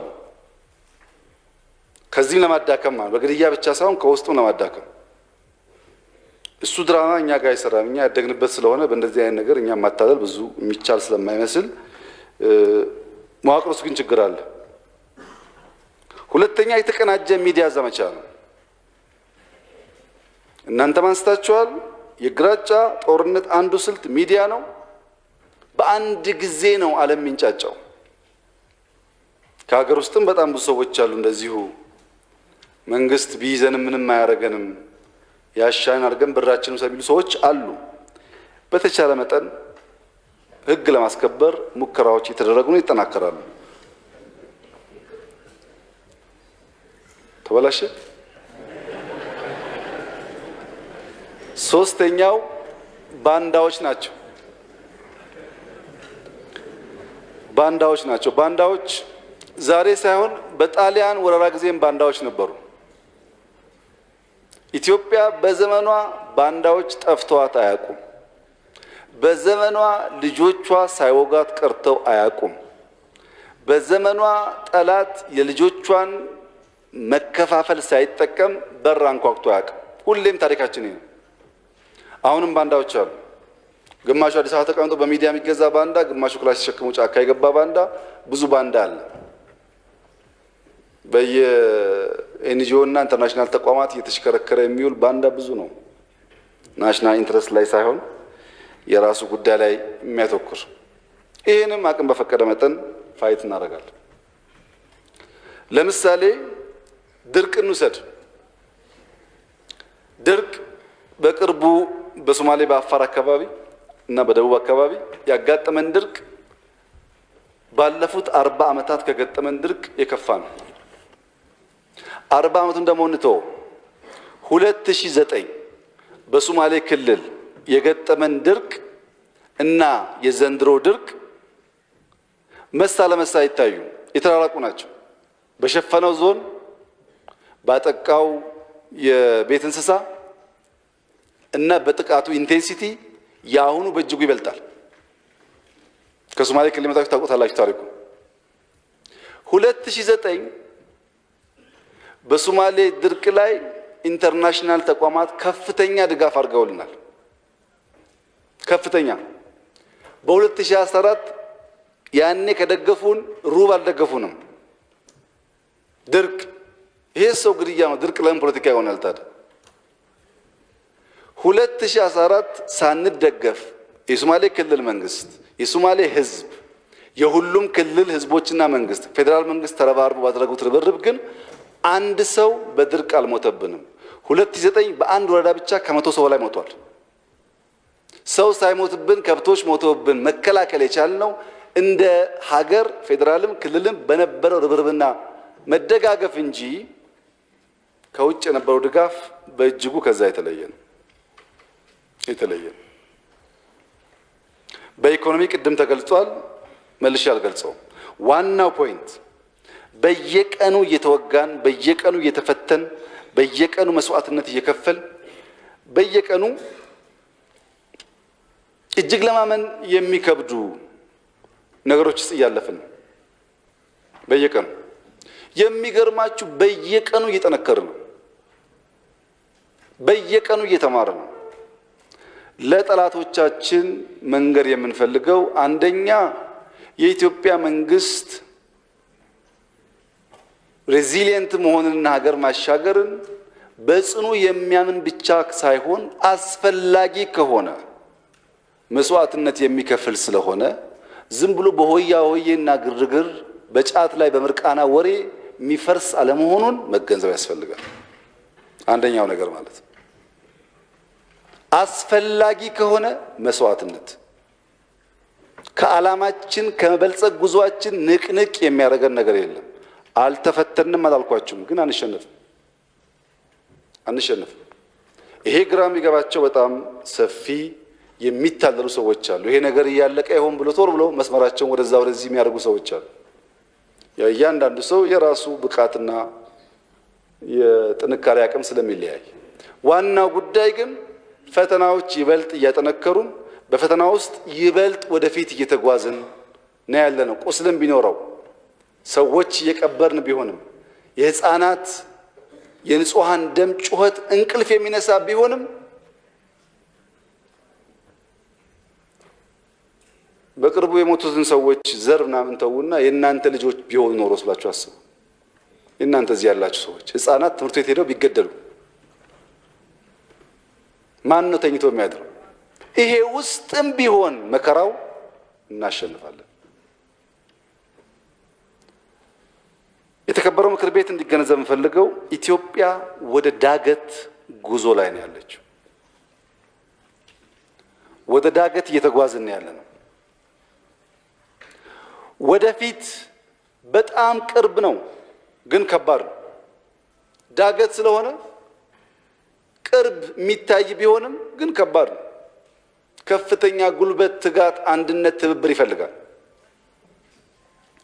ወደ ኋላ መመለስ በጣም ሩቅ ነው፣ ግን ቀላል ነው። ቁልቁለት ስለሆነ መንደርደር ነው። ብዙ ጉልበት አያስፈልገውም፣ ትብብር አያስፈልገውም። ሁላችንም ስራችንን ሳንሰራ ብንተኛ በአንዴ ይመለሳል። ያኛው ግን ከአቅም በላይ ተባብረን መግፋት ይፈልጋል፣ ዳገት ስለሆነ። ከተከበረው ምክር ቤት ሀገር ከሚወዱ ዜጎች ዛሬ ማቅረብ ፈልገው ጥያቄ ከቻላችሁ የኢትዮጵያን የዳገት ጉዞ ተጨማሪ ጉልበትና ጥረት ስለሚጠይቅ ወደ ላይ ደግፏት፣ ግፏት። አጭሩን ግን ከባዱን ጉዞ እንድትጓዝ ወደ ላይ ግፏት። ወደ ላይ መግፋት ካልቻላችሁ፣ አቅም ከሌላችሁ፣ ስሜት ካሸነፋችሁ፣ ነገሩን አርቃችሁ ማየት ከተቸገራችሁ ደግሞ ቢያንስ ታኳ አስቀምጡላት እንዳትሸራተት። ሶስተኛው አማራጭ ወደ ኋላ መጎተት የጥላቶቻችን ፍላጎት ነው። እሱ ውስጥ አትሳተፉ። ጥላቶቻችን የሚፈልጉትማ በዘር እንድንባላ፣ በእምነት እንድንባላ፣ እንድንፈርስ ነው። ይህን መደገፍ የለበትም ሀገር የሚወድ ዜጋ በሙሉ። ፈተና አለ፣ መከራ አለ፣ ችግር አለ፣ መገፋት አለ፣ መገደል አለ። አዎ ኢትዮጵያ ትበልጣለች። እሷን እንዳትፈርስና ከዓላማዋ እንዳትዛነፍ እያልን ቢሆን አንገታችን አስረን ወደፊት መሄድ ነው ያለብን እንጂ ጠላት እንድንከፋፈል ስለፈለገ ብቻ ያን መደገፍ ጠቃሚ አይደለም። ብዙ ባንዳዎች በአፍሪካና በአንዳንድ ሀገራት ተገዝተው ሀገራቸውን ለማፍረስ ብዙ ርቀት ሄደው አፍርሰዋል። ሁለት ነገር አትርፈዋል፣ ጸጸትና መከራ። የመን ጸጸትና መከራ ነው። ሊቢያ ጸጸትና መከራ ነው። ያኔ ሆይ ሆይ ብሎ ያፋረሰው ሁሉ የለም። አሁን ስራውን ከሰራ በኋላ እዳው ገብስ ነው ብሎ ጥሎት ሄዷል። ኢትዮጵያም ወደዚያ መከራ ብትሄድ እዳው ገብስ ነው ብሎ ኤምባሲዎቻቸውን ዘግተው ይወጣሉ። አይታችኋል። ደግሞ ይሄ መከራው የሚተርፈው ለኛ ነው። ከቻላችሁ ወደ ዳገት ግፏት፣ ካልቻላችሁ ታቋቁም ወደ ታች ከጥላት ጋር ተባብራችሁ ግን መቀመቅ እንድትገባ ሀገራችሁ ላይ አትፍረዱ። ያን ካረጋችሁ ለልጅ ልጆቻችሁ የሚተርፍ ጸጸትና መከራ ብቻ ነው ታተርፉት። ይሄን በእጅጉ ማሰብ ያስፈልጋል። ጠላቶቻችን እንደ ተኩላ ናቸው።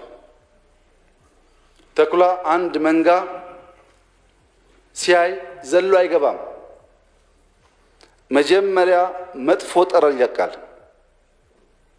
ያ መጥፎ ጠረን ቀድሞ መንጋዎቹ መሃል ሲገባ መንጋ እርስ በርስ ይጠራጠራል፣ ይገፋፋል። ጠረኑ እየባሰበት ሲሄድ ቅድም አብሮት ወገኔ ብሎ የተቀመጠውን ሰው ይጠረጥርና በቴስታ ይጀምራል። አትጠጋኝ እያለ አንተ ነህ ተኩላው ይላል። በግ መሆኑን እያየ ተኩላን ይላል። ጠረኑ ያጠራጥረዋል። መደባደብ ሲጀምሩ አንዱ አንደኛውን ሲያዳክም ተኩላው ጠጋ ብሎ የደከመውን ሳብ አድርጎ ይበላል። እንዲህ ያባላ በጠረን አንድ በአንድ ከለያቸው በኋላ መንጋ ውስጥ ያለውን ኃይል ይቆጣጠራል። በምን? መጀመሪያ ጥርጣሬ፣ ቀጥሎ ማከፋፈል፣ ቀጥሎ ማዋጋት፣ ቀጥሎ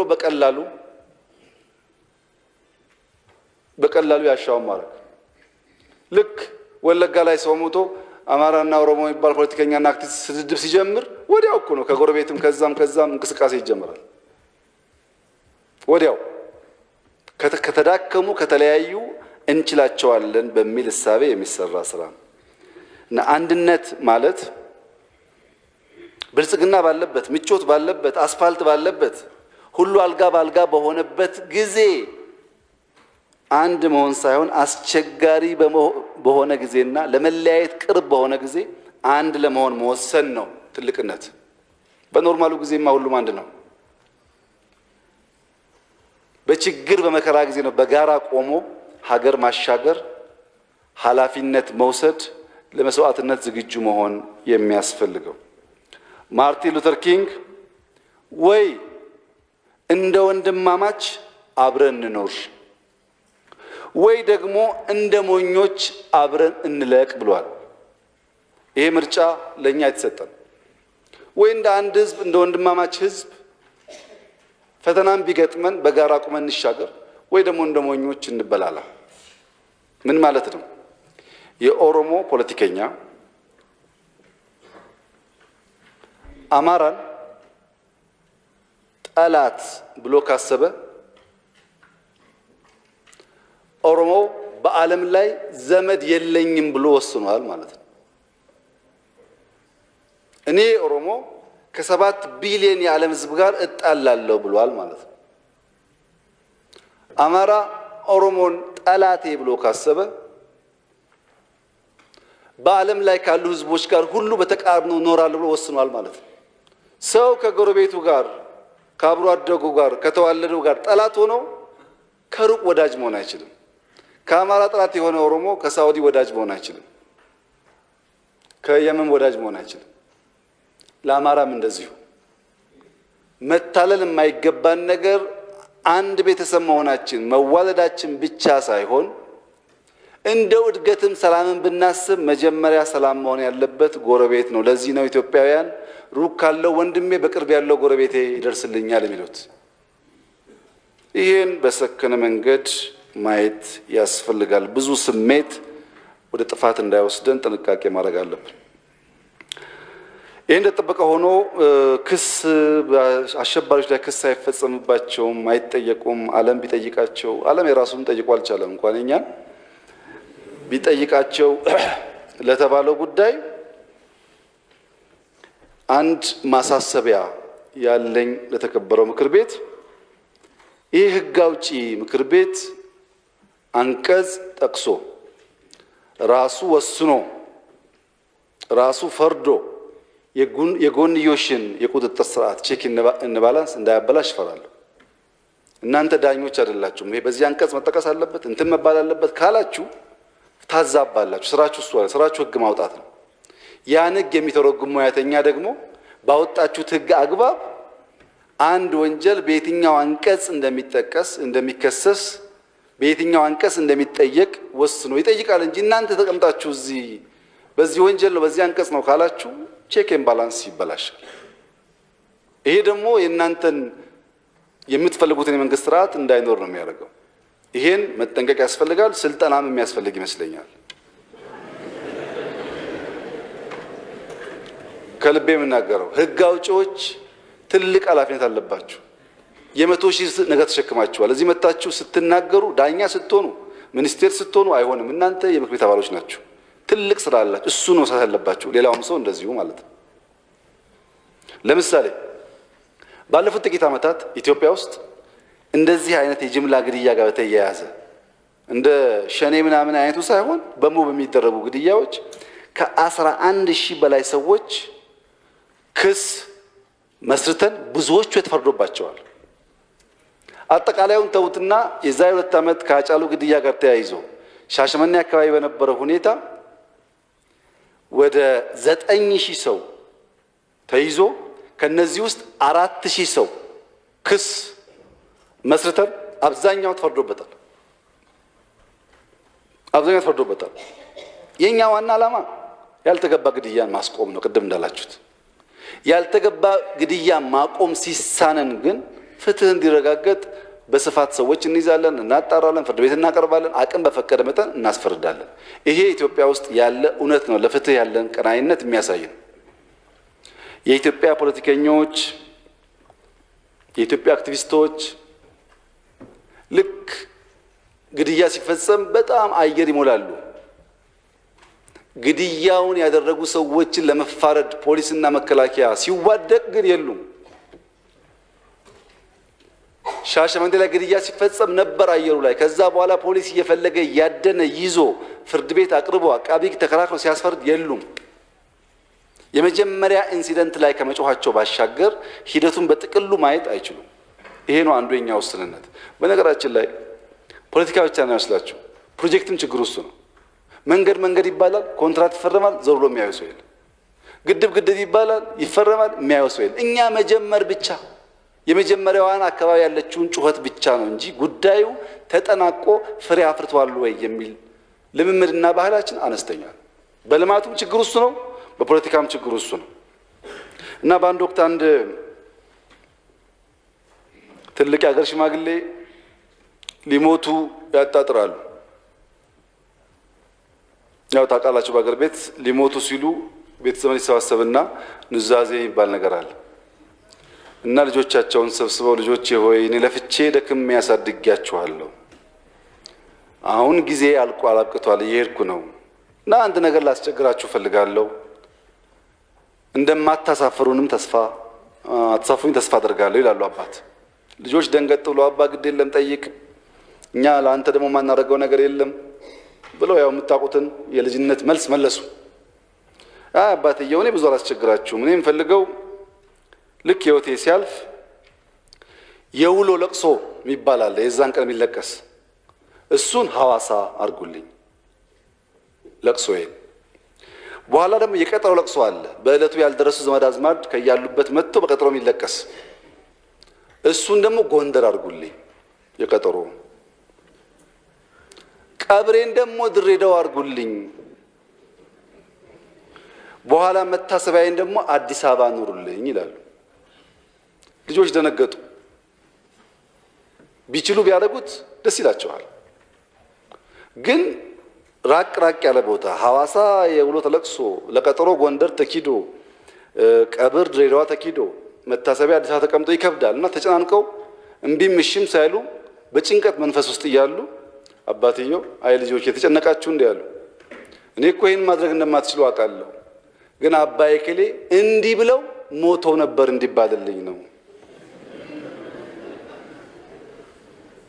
አሁን የኢትዮጵያ አክቲቪስትና ፖለቲከኛ እንደሱ ነው። እንዲህ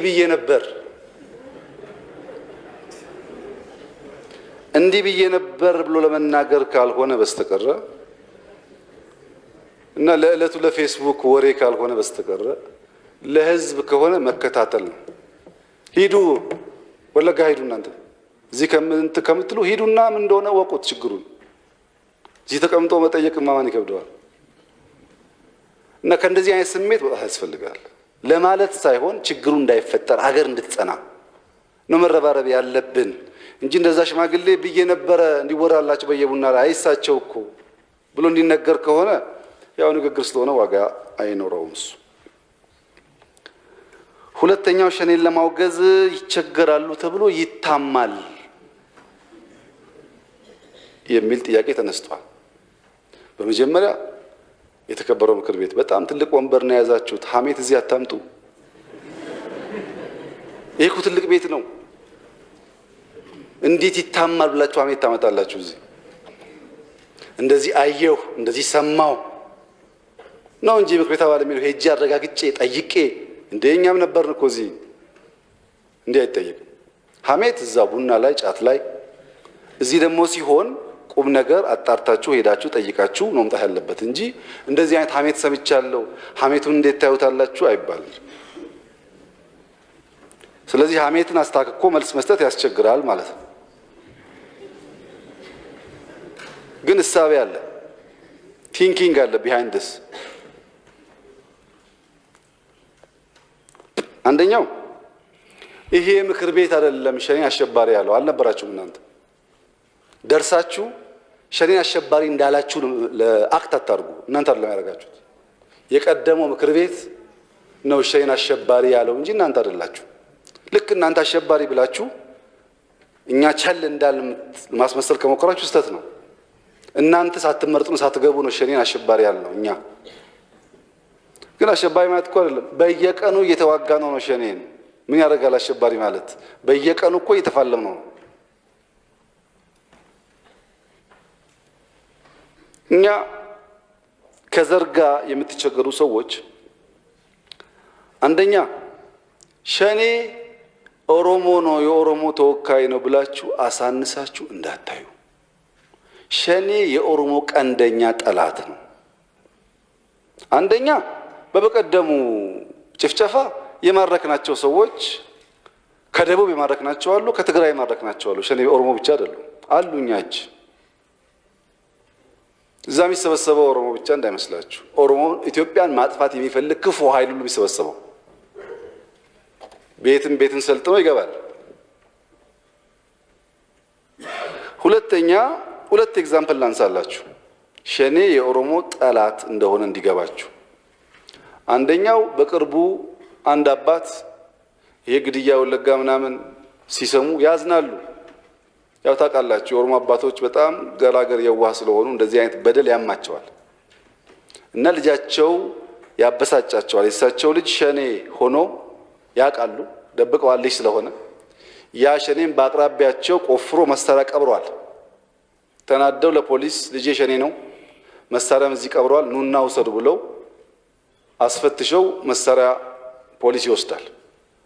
ባለፈው ሳምንት ነግራችሁ ልጅ ይሰማል ድርጊታቸውን። ጓደኞቹን ይዞ መጥቶ ቤቱን ዘግቶ አባትየውን አስሮ አቃጥላቸው።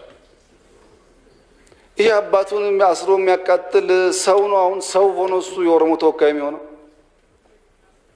ለማንም የማይመለሱ አውሬዎች ናቸው፣ አውሬዎች ናቸው እንጂ ህፃናት ላይ እኮ መሳሪያ ማንሳት ከባድ ነገር ነው። ለምንድን ነው እንደዛ አውሬ የሆኑት የሚለው በደንብ ጥናት ይፈልጋል። ፖለቲካ ዓላማ ግን የላቸውም። ለምሳሌ አሁን ለሸኔ ናና ኦሮሚያን አስተዳደር ብንለው በምን ሞራል ነው ህፃናትና ሴቶች እንደዛ የሚያሰቃይ ኃይል አገር ሊመራ የሚችለው? አይችልም። ዓላማው አይደለም አገር መምራት፣ አገር ማፍረስ ነው ዓላማው። ሁለተኛ ኤግዛምፕል ልስጣችሁ። ወለጋ ውስጥ አንድ ቤተሰብ ውስጥ አንድ አባት ሁለት ልጆቻቸው በዚህ በትግራይ ግጭት ውትድርና ገብተዋል። ኢትዮጵያ ልትፈርስ ነው እንታደጋለን ብለው። እነዚህ ልጆች አባት አስፈቅደው ነው የሄዱት፣ ከአባት ጋር ተመካክረዋል አላቅም፣ ግን ልጆቹ ወታደር ሆነዋል። ሁለት ልጆች ወታደር ሆነዋል ልካል ተብሎ አባት ተገሏል። ሁለት ልጆች ሐሺሽ እየሳቡ ከተማ ውስጥ እየሰረቁ አስቸገሩ አይደለም፣ አገር ሊታደጉ ዘምተዋል ተብሎ አባት ተገሏል። እኛ የምናላግጥባቸው አንዳንድ ወታደሮች፣ የፖሊስ አዛዦች እና ጀነራል ስለሆኑና ከጠላት ጋር ስለሚፋለሙ ቤተሰቦቻቸው ተገለውባቸዋል።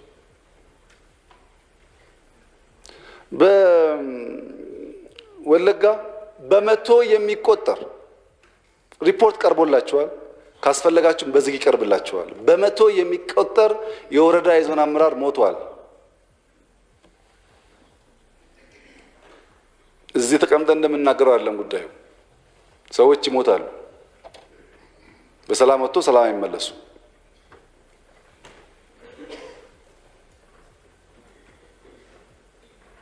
እና ሸኔ የኦሮሞ ተወካይ አይደለም። ሸኔ የጥፋት ኃይል ነው። ፕራይመርሊ የኦሮሞን ሕዝብ እያጎሳቆለ ያለ ኃይል ነው። ወለጋ ውስጥ የምንሰራቸው መንገዶች በሙሉ ቆመዋል። የሚጎዳ ማን ነው? በዚህ ልማት የለም። መብራት፣ ስልክ የሚባል ጉዳይ ችግር አለ። እዛ ማን ነው የሚጎዳው? ከህይወቱ ጋር የሚቃጠለው ቅድም ባልኳቸው ሁኔታዎች የሚገደለው ቁጥር ስፍር የለውም። ይሄንን ጠላት የአማራ፣ የኦሮሞ፣ የወሎ፣ የሶማሌ የምናምን ሁላችን ነው ብለን ከተረባረብ እናጠፋዋለን። ግን ክፍፍል ከሰጠን የሚያግዘን ኃይል ነው የምናዳክመው። ክፉ ክፉ ነው ለማንም ክፉ፣ ለአባቱ ለእናቱ ያልበጀ ክፉ ለማንም አይበጅም። በዛ አይን ማየት ጥሩ ነው። ሁለተኛ እኛም በሚመለከት እኛ እኮ 30 ዓመት 27 28 ዓመት ኢህአደግ ከ81 ጀምሮ እስከ ወደቀበት ጊዜ ድረስ ስለ አጋር አይደለም ማወራው፣ ስለ አራቱ ድርጅቶች 4 ድርጅቶችን ለ20 ምናምን ዓመት አንድ ማድረግ ያልቻለ ኃይል ኢትዮጵያን አንድ ማድረግ አይችልም። ፓርቲዎቹ በትግል ጊዜ ላይመች ይችላል። መንግስት ከተኮነ በኋላ ፕሮግራማችን አንድ ነው ምናምናችን አንድ ነው እየተባለ እነዚህም ፓርቲዎች አንድ ማድረግ ካልቻለ የጊዜ ጉዳይ እንጂ የኢትዮጵያ መፍረሻ ቅርብ ነው። ቢኮዝ ኢህአደግ ሳይፈርስ ጥያቄ የነበረው አንድ እንሁን ነው። ለዓመታት አልተቻለም። እራሱን እንደ ድርጅት አንድ ማድረግ ያልቻለ ኃይል ሀገር አንድ አያደርግም፣ አያጸናም በሚል ነው ለውጥ ብለን ትግል ጀመርነው። ከለውጥ በኋላ መንግስት ሆነን ባጠረ ጊዜ ውስጥ 4ቱን ሳይሆን ከ4ቱ ውጭ በርካታ ፓርቲዎች ስማቸውን፣ አርማቸውን፣ ፕሮግራማቸውን ጥለው በአንድ የብልጽግና ሀሳቡ ተሰባስበው ሀገር እየመሩ ያሉት በኢትዮጵያ ህብረ ብሔራዊ አንድነትና በጋራ ማደግ ጽኑ እምነት ስላለን እንጂ ያስገደደን ህግ የለም። ፓርላማ ኢህአዴግ አንድ ካላደረጋችሁ በስተቀር አትቀጥሉም አላለንም። አደገኛ ስለሆነ ያፈረስ ነው። መጀመሪያ እኛም በዘር ለመውቀስ የምታስቡ ሰዎች እስቲ አንዱ ነው ወደ ኢትዮጵያ ጥላ ነው። መጀመሪያ በሰፈር ፓርቲ ተቋቋማችሁ ስታበቁ እኛ በፕሮግራማችን በግልጽ በሀገር ጉዳይ የምንታገለው ብለን ሰንደን ያወጣንን ፓርቲና አመራር በዘርና በሰፈር ለመፈረጅ አታስቡ። እኛ ከዘር በላይ ነን፣ ከሰፈር በላይ ነን። የኢትዮጵያን ብልጽግና አብዝተን የምንመኝና የምንተጋ ሰዎች ነው። ያልኖራችሁበትን ለኛ ለመስጠት መሞከር ተገቢ አይመስለኝም። እና ሸኔ አሸባሪ ያልነው ከእናንተ በፊት ነው። በየቀኑ እየተዋጋ ነው። ለሸኔ የሚራራ ለሸኔ የሚያዝን የተለየ ስፋት የለንም። ነገር ግን የተከበረው ምክር ቤት እነዚህ እነ ሸኔ አይነት ኃይሎች ኖት ኦንሊ ሸኔ እንደዚህ አይነት ኃይሎች በሙሉ ዋና ፍላጎታቸው ፓርላማ ስለነሱ እንዲያወራ፣ ሚዲያ ስለነሱ እንዲያወራ፣ መንግስት ስለነሱ እንዲያወራ፣ የዓለም ሚዲያ አሉ እንዲላቸው አልሞትንም ለማለት የሚፍጨረጨሩ ሰዎች ናቸው። አብዝቶ ስለ ደህንነት መናገር ብልጽግናን አያመጣም። አብዝቶ ስለ ጠላት መናገር ድልን አያጎናጽፍም ብለን በተደጋጋሚ አንስተናል። እኛ አንዳንዴ ሰብሰብ የምንለው መሻታቸው እሱ እንደሆነ ስለምናቅ ነው። ለእናንተ ባንናገርም ግን በእያንዳንዱ ደቂቃ እንዋጋቸዋል። ሰው አዘን ሂድ ሙትና አገርህን ታደግ ብለን እንዋጋቸዋል። እና በዚያ ደረጃ ለማማት የሚሞክር ሰው ካለ የሐሜት ሱስ ያለበት ካልሆነ በስተቀር እኔንና ፓርቲን የሚያሰጋ ነገር ያለ አይመስለኝም። እኛ ሁሉም ኢትዮጵያዊ በኩል በነጻነት የሚኖርባትን ሀገር እንመኛለን። የምንጥረውም ለዛ ነው። ሸኔ ይከሰናል። ሸኔ እነዚህ ሰዎች እንትን አይደሉም ብሎ ይከሰናል። ሌላው ሸኔም ይከሰናል። እኛ ኢትዮጵያውያን ነን። ሁሉም ህዝቦች ተከባብረው ተዋደው በጋራ እንዲኖሩ እንፈልጋለን። ሁሉም ህዝቦች የሚገባቸውን እያገኙ የጸናች ኢትዮጵያ እንዲፈጥሩ እንፈልጋለን። በዚህ ውስጥ ሳናስብ ሳናቅ የምናበላሸው ካለ በእናንተ ምገዛ፣ በህዝቦቻችንም ምክር ተግሳጽ፣ በእናቶቻችንም ጸሎት እንታነጻለን፣ እንታረማለን። ሆን ብለን ግን ዘርን ከዘር ለማፋጀት የአንደኛውን ዘር የበለጠ አንደኛውን ያነሰ ለማድረግ አንደኛውን ባልተገባ ለመጥቀም ነው አንሰራም። እንደዛ አንሰራም። ስብዕናችንም አይደለም፣ አንሰራም። ጽንፈኞች ሁለት መርዝ አላቸው። በየትኛውም ሰፈር ይደራጁ ጽንፈኞች ሁለት መርዝ አላቸው። አንደኛው ኮሌክቲቭ ናርሲዝም ነው። ኮሌክቲቭ ናርሲዝም ማለት የኔ ብቻ ጥሩ፣ የኔ ዘፈን ጥሩ፣ የኔ ባህል ጥሩ፣ የኔ ሐሳብ ጥሩ፣ የኔ ንግግር ጥሩ፣ ከኔ ውጭ ያለው አይረባም፣ የኔ መሬት ለም ነው፣ የኔ ሰፊ ነው፣ እኔ እንደዚህ ነኝ፣ የኔ የሚል የጽንፈኞች አንኳር እሳቤ ነው። ኮሌክቲቭ ነው። ለምሳሌ አንድ ጽንፈኛ ሰፈር አንድ መስጊድ ኖሮ ሌላ ቦታ አንድ መስጊድ ቢኖር አይ የኛ መስጊድ እኮ የተሰራው ሰኞ ነው ብሎ በዛ ይኩራራል። የሆነ ነገር ፈልጎ ይኩራራል፣ የራሱን ብልጫ ያስቀምጣል። ሁለተኛው ኮሌክቲቭ ሰልፍ ፒቲ ነው። በጣም የበዛ ለራስ ማዘን፣ ለራስ ስሱነት፣ የነገር ሁሉ ማዕከል ራስን አድርጎ ማየት። እኔም ኢትዮጵያዊ ነኝ፣ እኔም ዜጋ ነኝ፣ ዜጋ ላይ ያለው መከራ ይደርስብኛል፣ ዜጋ ላይ ያለው ደስታ ደግሞ እኔም እጋራዋለሁ የሚያስብ ሰው ጤነኛ ሰው ካልሆነ በስተቀር በተጋነነ ሰልፍ ፒቲ ውስጥ ያለ ሰው በጣም በከፍተኛ ደረጃ በጉዳት መንፈስ ስለሚኖር ለጥፋት ይነሳሳል። እነዚህ በግራ በቀኝ ያሉ የኔ ብቻ ጉዳት፣ የኔ ብቻ ጥቅም፣ የኔ ብቻ እንደዚህ፣ የኔ ብቻ ጀግና፣ እኔ ብቻ ታሪክ ያለኝ፣ እኔ ብቻ የሚሉ ኃይሎች በሙሉ ሄዶ ጥፋት ያመጣሉ። በጋራ እንደ ሀገር ያ ባህሪ እንዲኖረን ማድረግ ያስፈልጋልና የትኛውም ኃይል በእንደዚህ አይነት ሲምፕተም ሲጎዳ ስናይ የጽንፈኝነት መርዝ የሚጠቀምበት ኃይል መሆኑን መገንዘብ ያስፈልጋል።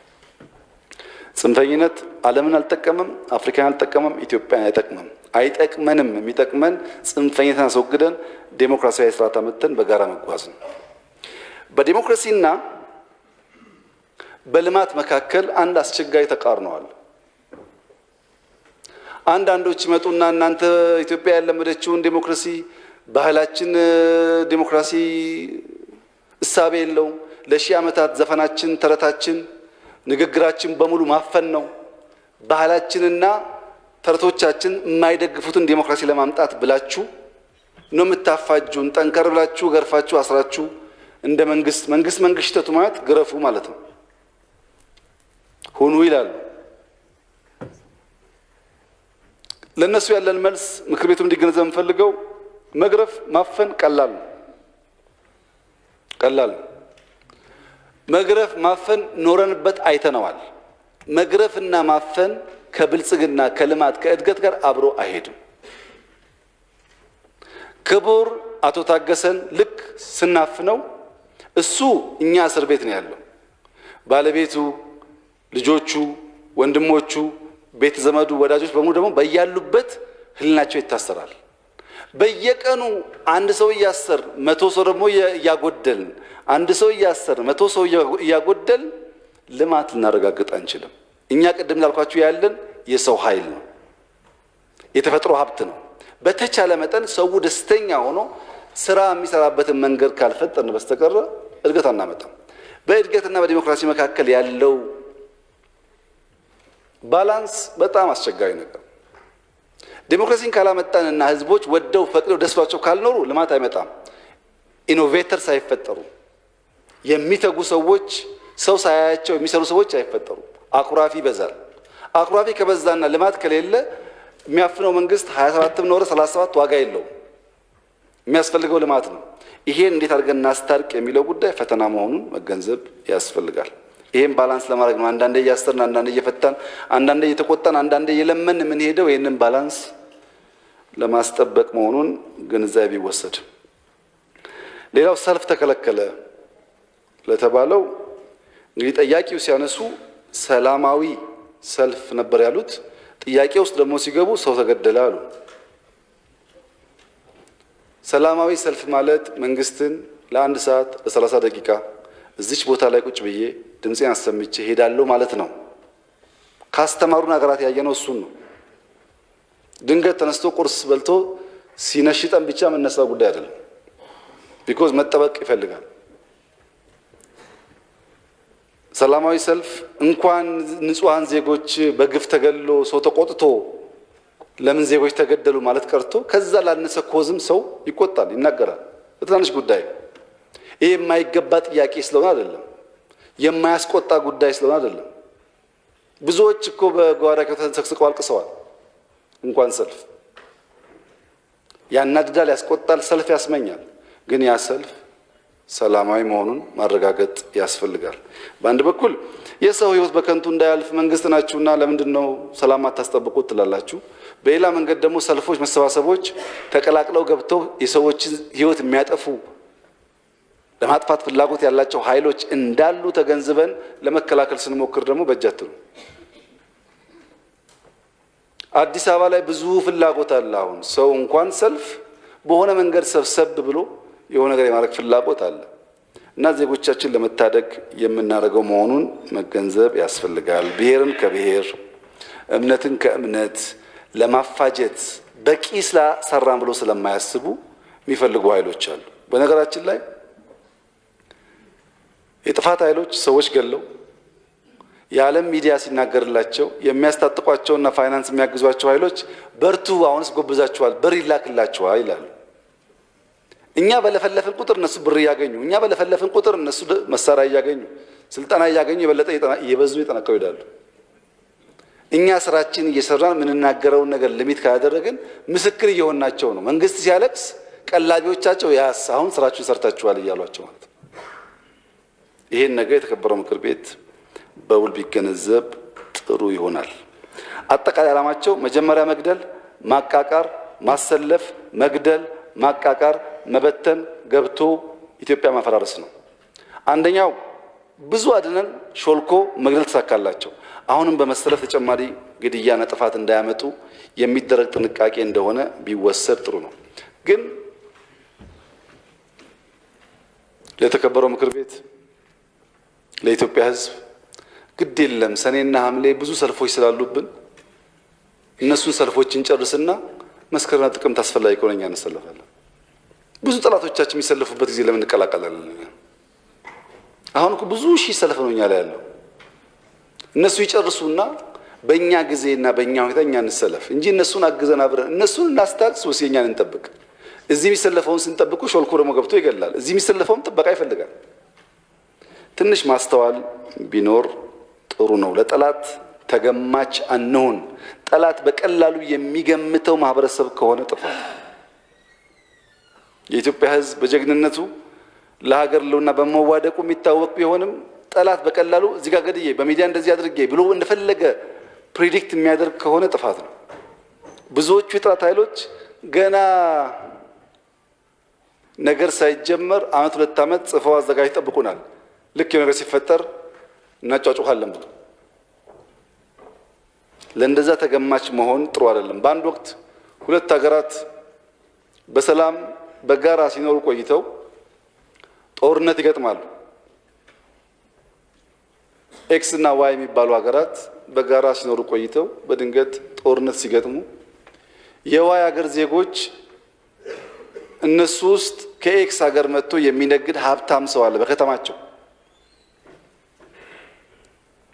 እና ያንን ሀብታም የእሱ ሀገር ከኛ ጋር ተጣልታለች እና ይሄን ሀብታም ሄደን መጉዳት አለብን ብለው ወጣቶች ሰብሰብ ብለው ድንጋይ ይዘው በዚህ ሰውዬ ንብረት ሀብት የንግድ ቦታ ላይ ድንጋይ ይወረውራሉ።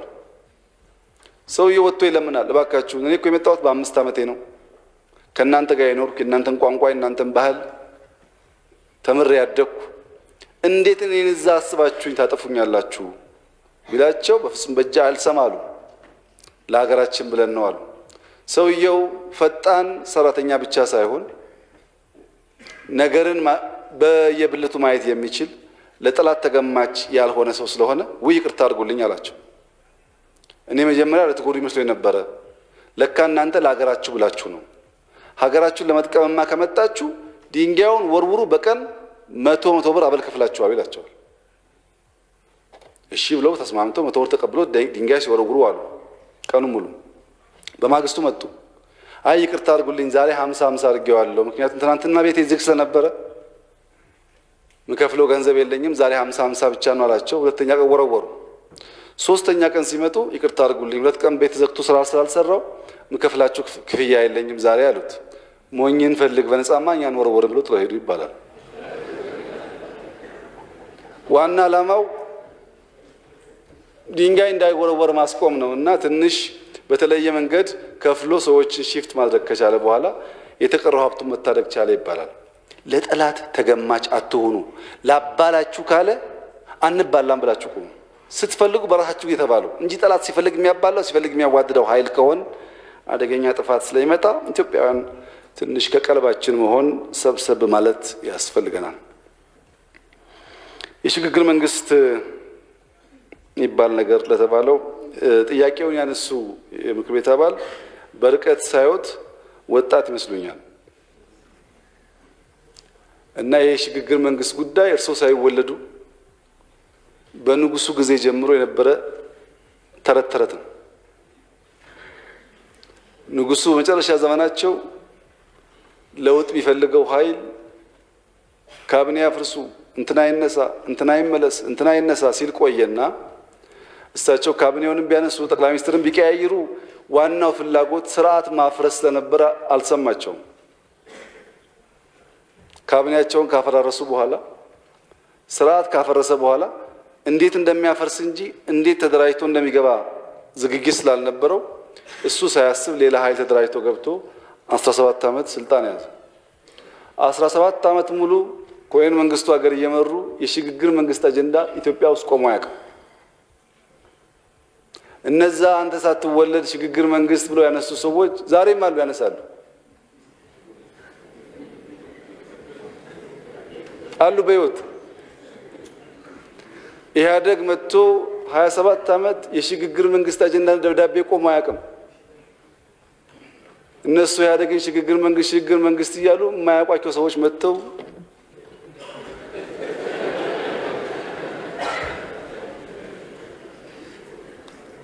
እና አሁንም ሽግግር መንግስት የሚሉ ሰዎች ካሉ የተከበረው ምክር ቤት ሊፈቅድላቸው ይገባል። ይሄን ነገር እነሱ ሽግግር መንግስት ይበሉ፣ እኛ ደግሞ ሀገር እናጽና። በንጉሱም አልቻሉም፣ በደርግም አልቻሉም፣ በኢህአዴግ አልቻሉም፣ በእኛም አይችሉም። የማይችሉት ለምንድን ነው? ስርዓት ማፍረስ ያለው አደጋ አልገባቸውም። ችግር የለውም፣ ከግለሰቦች ጋር ትስስር እኮ የለውም። ይሄ አሁን ያለው መንግስት ቢነሳም ባይነሳም ኢንስቲትዩሽን ካለ ስርዓት ካለ ችግር የለውም። እነሱ ስርዓት ማፍረስ የተሰጣቸውን ተልዕኮ ማሳካታቸውን እንጂ ብታፈርስም እንዴት እንደሚያደርጉት አያውቁትም እኮ። እነዚህ ሰዎች ብዙዎቹ አንድ ቀበሌ መርተው አያውቁም። በነገራችን ላይ አንድ ቀበሌ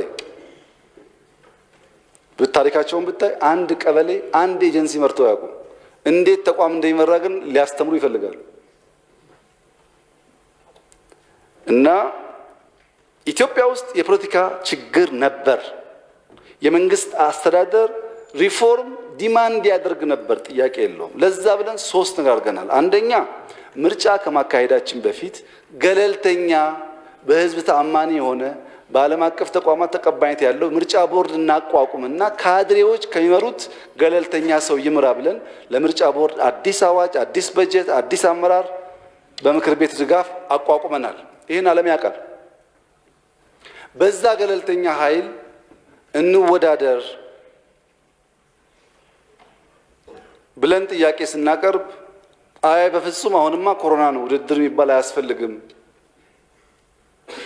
እንዴት በዚህ ጊዜ ምርጫ ይካሄዳል የሚል ከፍተኛ ድምፅ ተሰማ። ኮሮናውም ድንገት ደራሽ ስለነበረ ባህሪው ስለማይታወቅ ብልጽግና ብቻውን አጌንስት ሁሉም ፓርቲዎች ስለ ምርጫ የሚያነሳ እንዳይሆን ቢያንስ ለ1 ዓመት ኮሮናን እስክንለማመድ እንቆይ ብለን ደግሞ መልሰን አሁን ኮሮናን አይተነዋል፣ ጥፋቱን እናውቃለን፣ እየተከላከል ምርጫ እናካሄድ ደግሞ ስንል ያው እንደሰማችሁት ከፊሎቹ ይሁን እናደርጋለን ብሎ ተወዳደሩ፣ ከፊሎቹ አንፈልግም አሉ። የባለፈው ምርጫ እናንተ ያለፋችሁበት ምርጫ በኢትዮጵያ ታሪክ ውስጥ በዲሞክራሲያዊነቱ እስካሁን ከነበሩ ምርጫዎች የተሻለ መሆኑ ጥያቄ የለውም። ኢትዮጵያ ሕዝብ ዓለም ያውቃል። ይሄ እንከን ይኖርበታል። ዲሞክራሲ አዳጊ ስለሆነ በሚቀጥለው ምርጫ ደግሞ የተሻለ ነገር እንደሚደረግ ተስፋ እናደርጋለን። የባለፈው ግን ከስካሁኑ ምርጫዎች ይሻላል። ያም በሚሻል ዲሞክራሲያዊ ምርጫ ሰው እስከ ሚድናይት በመረጠበት ምርጫ ብልጽግና ይሄንን ምክር ቤት መቆጣጠር የሚያስችል ድምፅ እና መንግስት መመስረት የሚያስችል ድምፅ አግኝቷል። በየትኛውም ዓለም እንደምታውቁት በህዝብ ተመርጦ መንግስት የሆነ ኃይል ሌላ ሰው አያስጠጋም። እኛ ግን ግድ የለም ሽግግር መንግስት የሚባለው ስርዓት አፍራሽ ቢሆንም ግራጁዋሊ ስርዓት በሚገነባ መንገድ በጋራ መስራት እንቻል ብለን የተሸነፉ ፖለቲካ ፓርቲዎች 3 የካቢኔ አባላት አሉ። ልምምድ ነው። 5፣ 6፣ 8 ቢሆን አብረን ልንሰራ እንችላለን አንችልም የሚለውን ለመለማመድ ማለት ነው።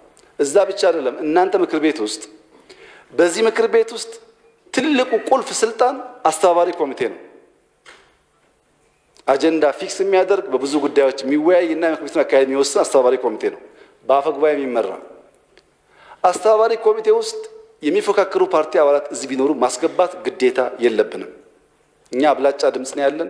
ምክር ቤቱን በእኛ መንገድ ማስተዳደር ህጋዊ መብታችን ግን አላልንም። እኛ ይግቡና አብረን እንስራ እንለማመድ ብለን ከሚፎካከሩ ፓርቲዎች አስተባባሪ ኮሚቴ ያደረግነው ዋናው ዓላማ ግዴታ ስላለብን ሳይሆን አኮሞዴቲቭ መሆን ስላለብን።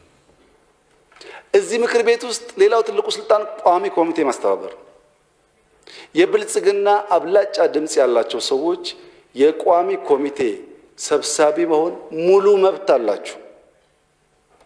ብልጽግና እንደ ፓርቲ ሙሉ መብት አለው፣ ግዴታ የለበትም። ከሚፎካከሩ ሰዎች ያስገባ ነው። እንለማመድ። አብረን መስራት፣ መነጋገር፣ አብረን ማቀድ ይጠቅማል። ነገ የነሱን ቁጥር እየበዛ ሲሄድ የተሻለ ልምምድ እናገኛለን። ስርዓት ከማፍረስ አብሮ መሆን ይሻላል በሚል ነው። ሶስተኛው ይህንን ካደረግን በኋላም አሁንም ያልተፈቱ የፖለቲካ ጉዳዮች ስላሉ ገለልተኛ የምክክር ኮሚሽን ተቋቁሞ አሳታፊ አካታች የሆነ ሀገራዊ ምክክር ይደረግ ብለናል። ይሄ ምክክር ህገ መንግስቱን ጨምሮ በተለያዩ ጉዳዮች ላይ የሚያነሳቸውን ኢሹዎች ዴሞክራሲያዊ በሆነ መንገድ ህዝብ አወያይቶ ያምጣ ብለናል።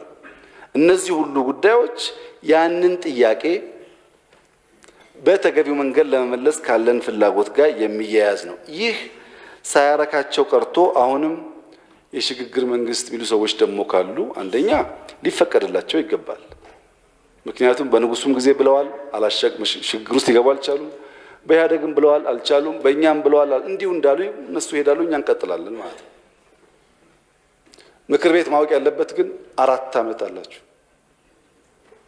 ማንም ኃይል በህዝብ ድምፅ በዲሞክራሲያዊ መንገድ የመጣውን መንግስት በኃይልና በወረቀት በዘፈን ጋጋታ ሊያፈርሰው አይችልም። አቅም የለውም። አይችልም። እኛ ግን 4 ዓመት ብቻ ነው ጊዜ ያለን ብለን ማንተኛ እንሁን። ጊዜ አለን ብለን እንዳንዘናጋ። ብዙ ጥያቄ ያለበት ሀገር ነው እየመራ ያለ ነው። በኋላ እንዳይቆጨን የሚያስችል ስራ ለመስራት ጥረት እናድርግ። ከዛ ከ4 ዓመት በኋላ ፍርድ ሰጪው ህዝብ ነው። ካልሰራን ያባርናል፣ ተቀብለን ነው። ህዝብ ካልመረጠን አናጭበረብርም፣ እንወጣለን። ህዝብ እንዲመርጠን ከፈለግን ደግሞ ተግተን መስራት ይኖርብናል። ከሰራን ህዝብ የሚፈልገው ስራ ስለሆነ በዚሁ አግባብ ማየት ጠቃሚ ነው። ብዙ ጆሮ መስጠትም አስፈላጊ አይደለም። ድርድር በሚመለከት ገዢው ፓርቲ ድርድር ወስኗል ለተባለው መጀመሪያ የኢትዮጵያ ህዝብ እና መንግስት በሙሉ ድምፅ ሁሉ ጊዜ ቅድሚያ ለሰላም ይሰጣል። ሁሉ ጊዜ ለሰላምም ለጦርነትም የምንወስነው በብሔራዊ ጥቅማችን ጉዳይ ነው። የኢትዮጵያ አንድነት የኢትዮጵያ ጥቅም በሰላም መንገድ ማስጠበቅ ሲሳነን የህይወት ዋጋ መስዋዕትነት እንከፍላለን። ከዛ በመለስ ተስፋ አለን ካሰብን ደግሞ ሁሌም ለሰላም በራችን ክፍት ነው። ምን ክፉ ተናገረ የብልጽግና መንግስት? እንደራደርና ሰላም እናምጣ ነው ያለው እኮ ሰው ልግደል አላለም። እንዴት ሰላምን የምንጠላ እንሆናለን?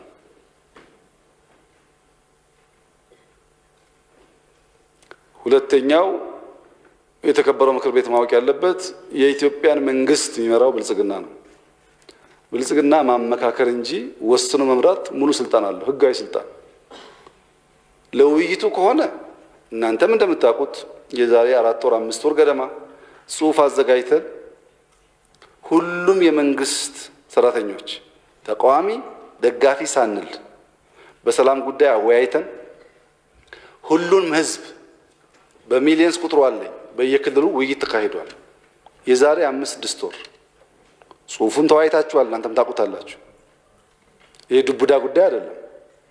ከተቻለ በሰላም እንፍታ። ለምን እነዚህ በሀገር ውስጥ ያሉ ኃይሎች እግር የላቸውም፣ ባይገባቸው ነው እንጂ የእናታቸውን ጡት እየነከሱ ትርፍ አያተርፉም። እኛ ባለመነጋገራችን ምክንያት ጠላቶቻችን ብዙ ጥፋት እያጠፉ ነው። ሶርሱን ለማድረቅ መነጋገር እድል ካለ እድል እንፍጠር ነው። ንግግሩ ይሳካል አይሳካም ሂደት ይወስነዋል። ለንግግር ክፍት መሆን ግን ምንም ችግር አይታየኝም። አሸባሪ ተብሎ ነበረ ለተባለው ቅድም እንዳልኳችሁ ነው። አሸባሪ ሲባል እናንተ አልነበራችሁም። ግን ከአሸባሪ ጋር ድርድር አይካሄድም የሚለው አባባል በደንብ ብናይ ጥሩ ነው። ደርግ ሁልጊዜም ከኢፒኤልኤፍ ጋር ከሻዕቢያ ጋር ይደራደር ነበር፣ ከቲፒኤልኤፍ ጋር ይደራደር ነበር። ሁቲዎች አቡዳቢ ሮኬት እየተኮሱ ይደራደሩ ነበር። ድርድር ሁሌም ይካሄዳል። ውጊያ ውስጥ ሁሌም ድርድር ይነገርም አይነገርም። ድርድር የሚካሄደው ከድርድር ውስጥም ትርፍ ካለ ለማግኘት ነው። ማንኛውም የኢትዮጵያ ዜጋ መንግስት መጠየቅ ያለበት ናሽናል ኢንትረስት ኮምፕሮማይዝ አድርገህ የኢትዮጵያን ጥቅም አሳልፈ ሰጥተሃል ከሆነ እሱ አደገኛ ነገር ነው። በንግግር የሚፈታ ነገር ካለ ግን ከፈት ብሎ ማየት ጉዳት የለውም። በአንድ በኩል ተፈናቀል፣ ችግር አለ፣ ሰው ሞተ እያል በሌላ በኩል ደግሞ በሰላም በድርድር አንዳንዱ ነገር እንቀንስ ስንል ካልፈቀዳችሁ እንዴት እንፈተዋለን ታዲያ? ከሁሉ ጋር ተዋግተን አንተ የሚዋጋን ኃይል እኮ እዚህ ያለው ብቻ አይደለም፣ ታውቃላችሁ። ብዙ ኃይሎች በገንዘብ ከኛ የሚሻሉ በሚዲያ ከኛ የሚሻሉ ተረባርበው የተዋጉን ነው።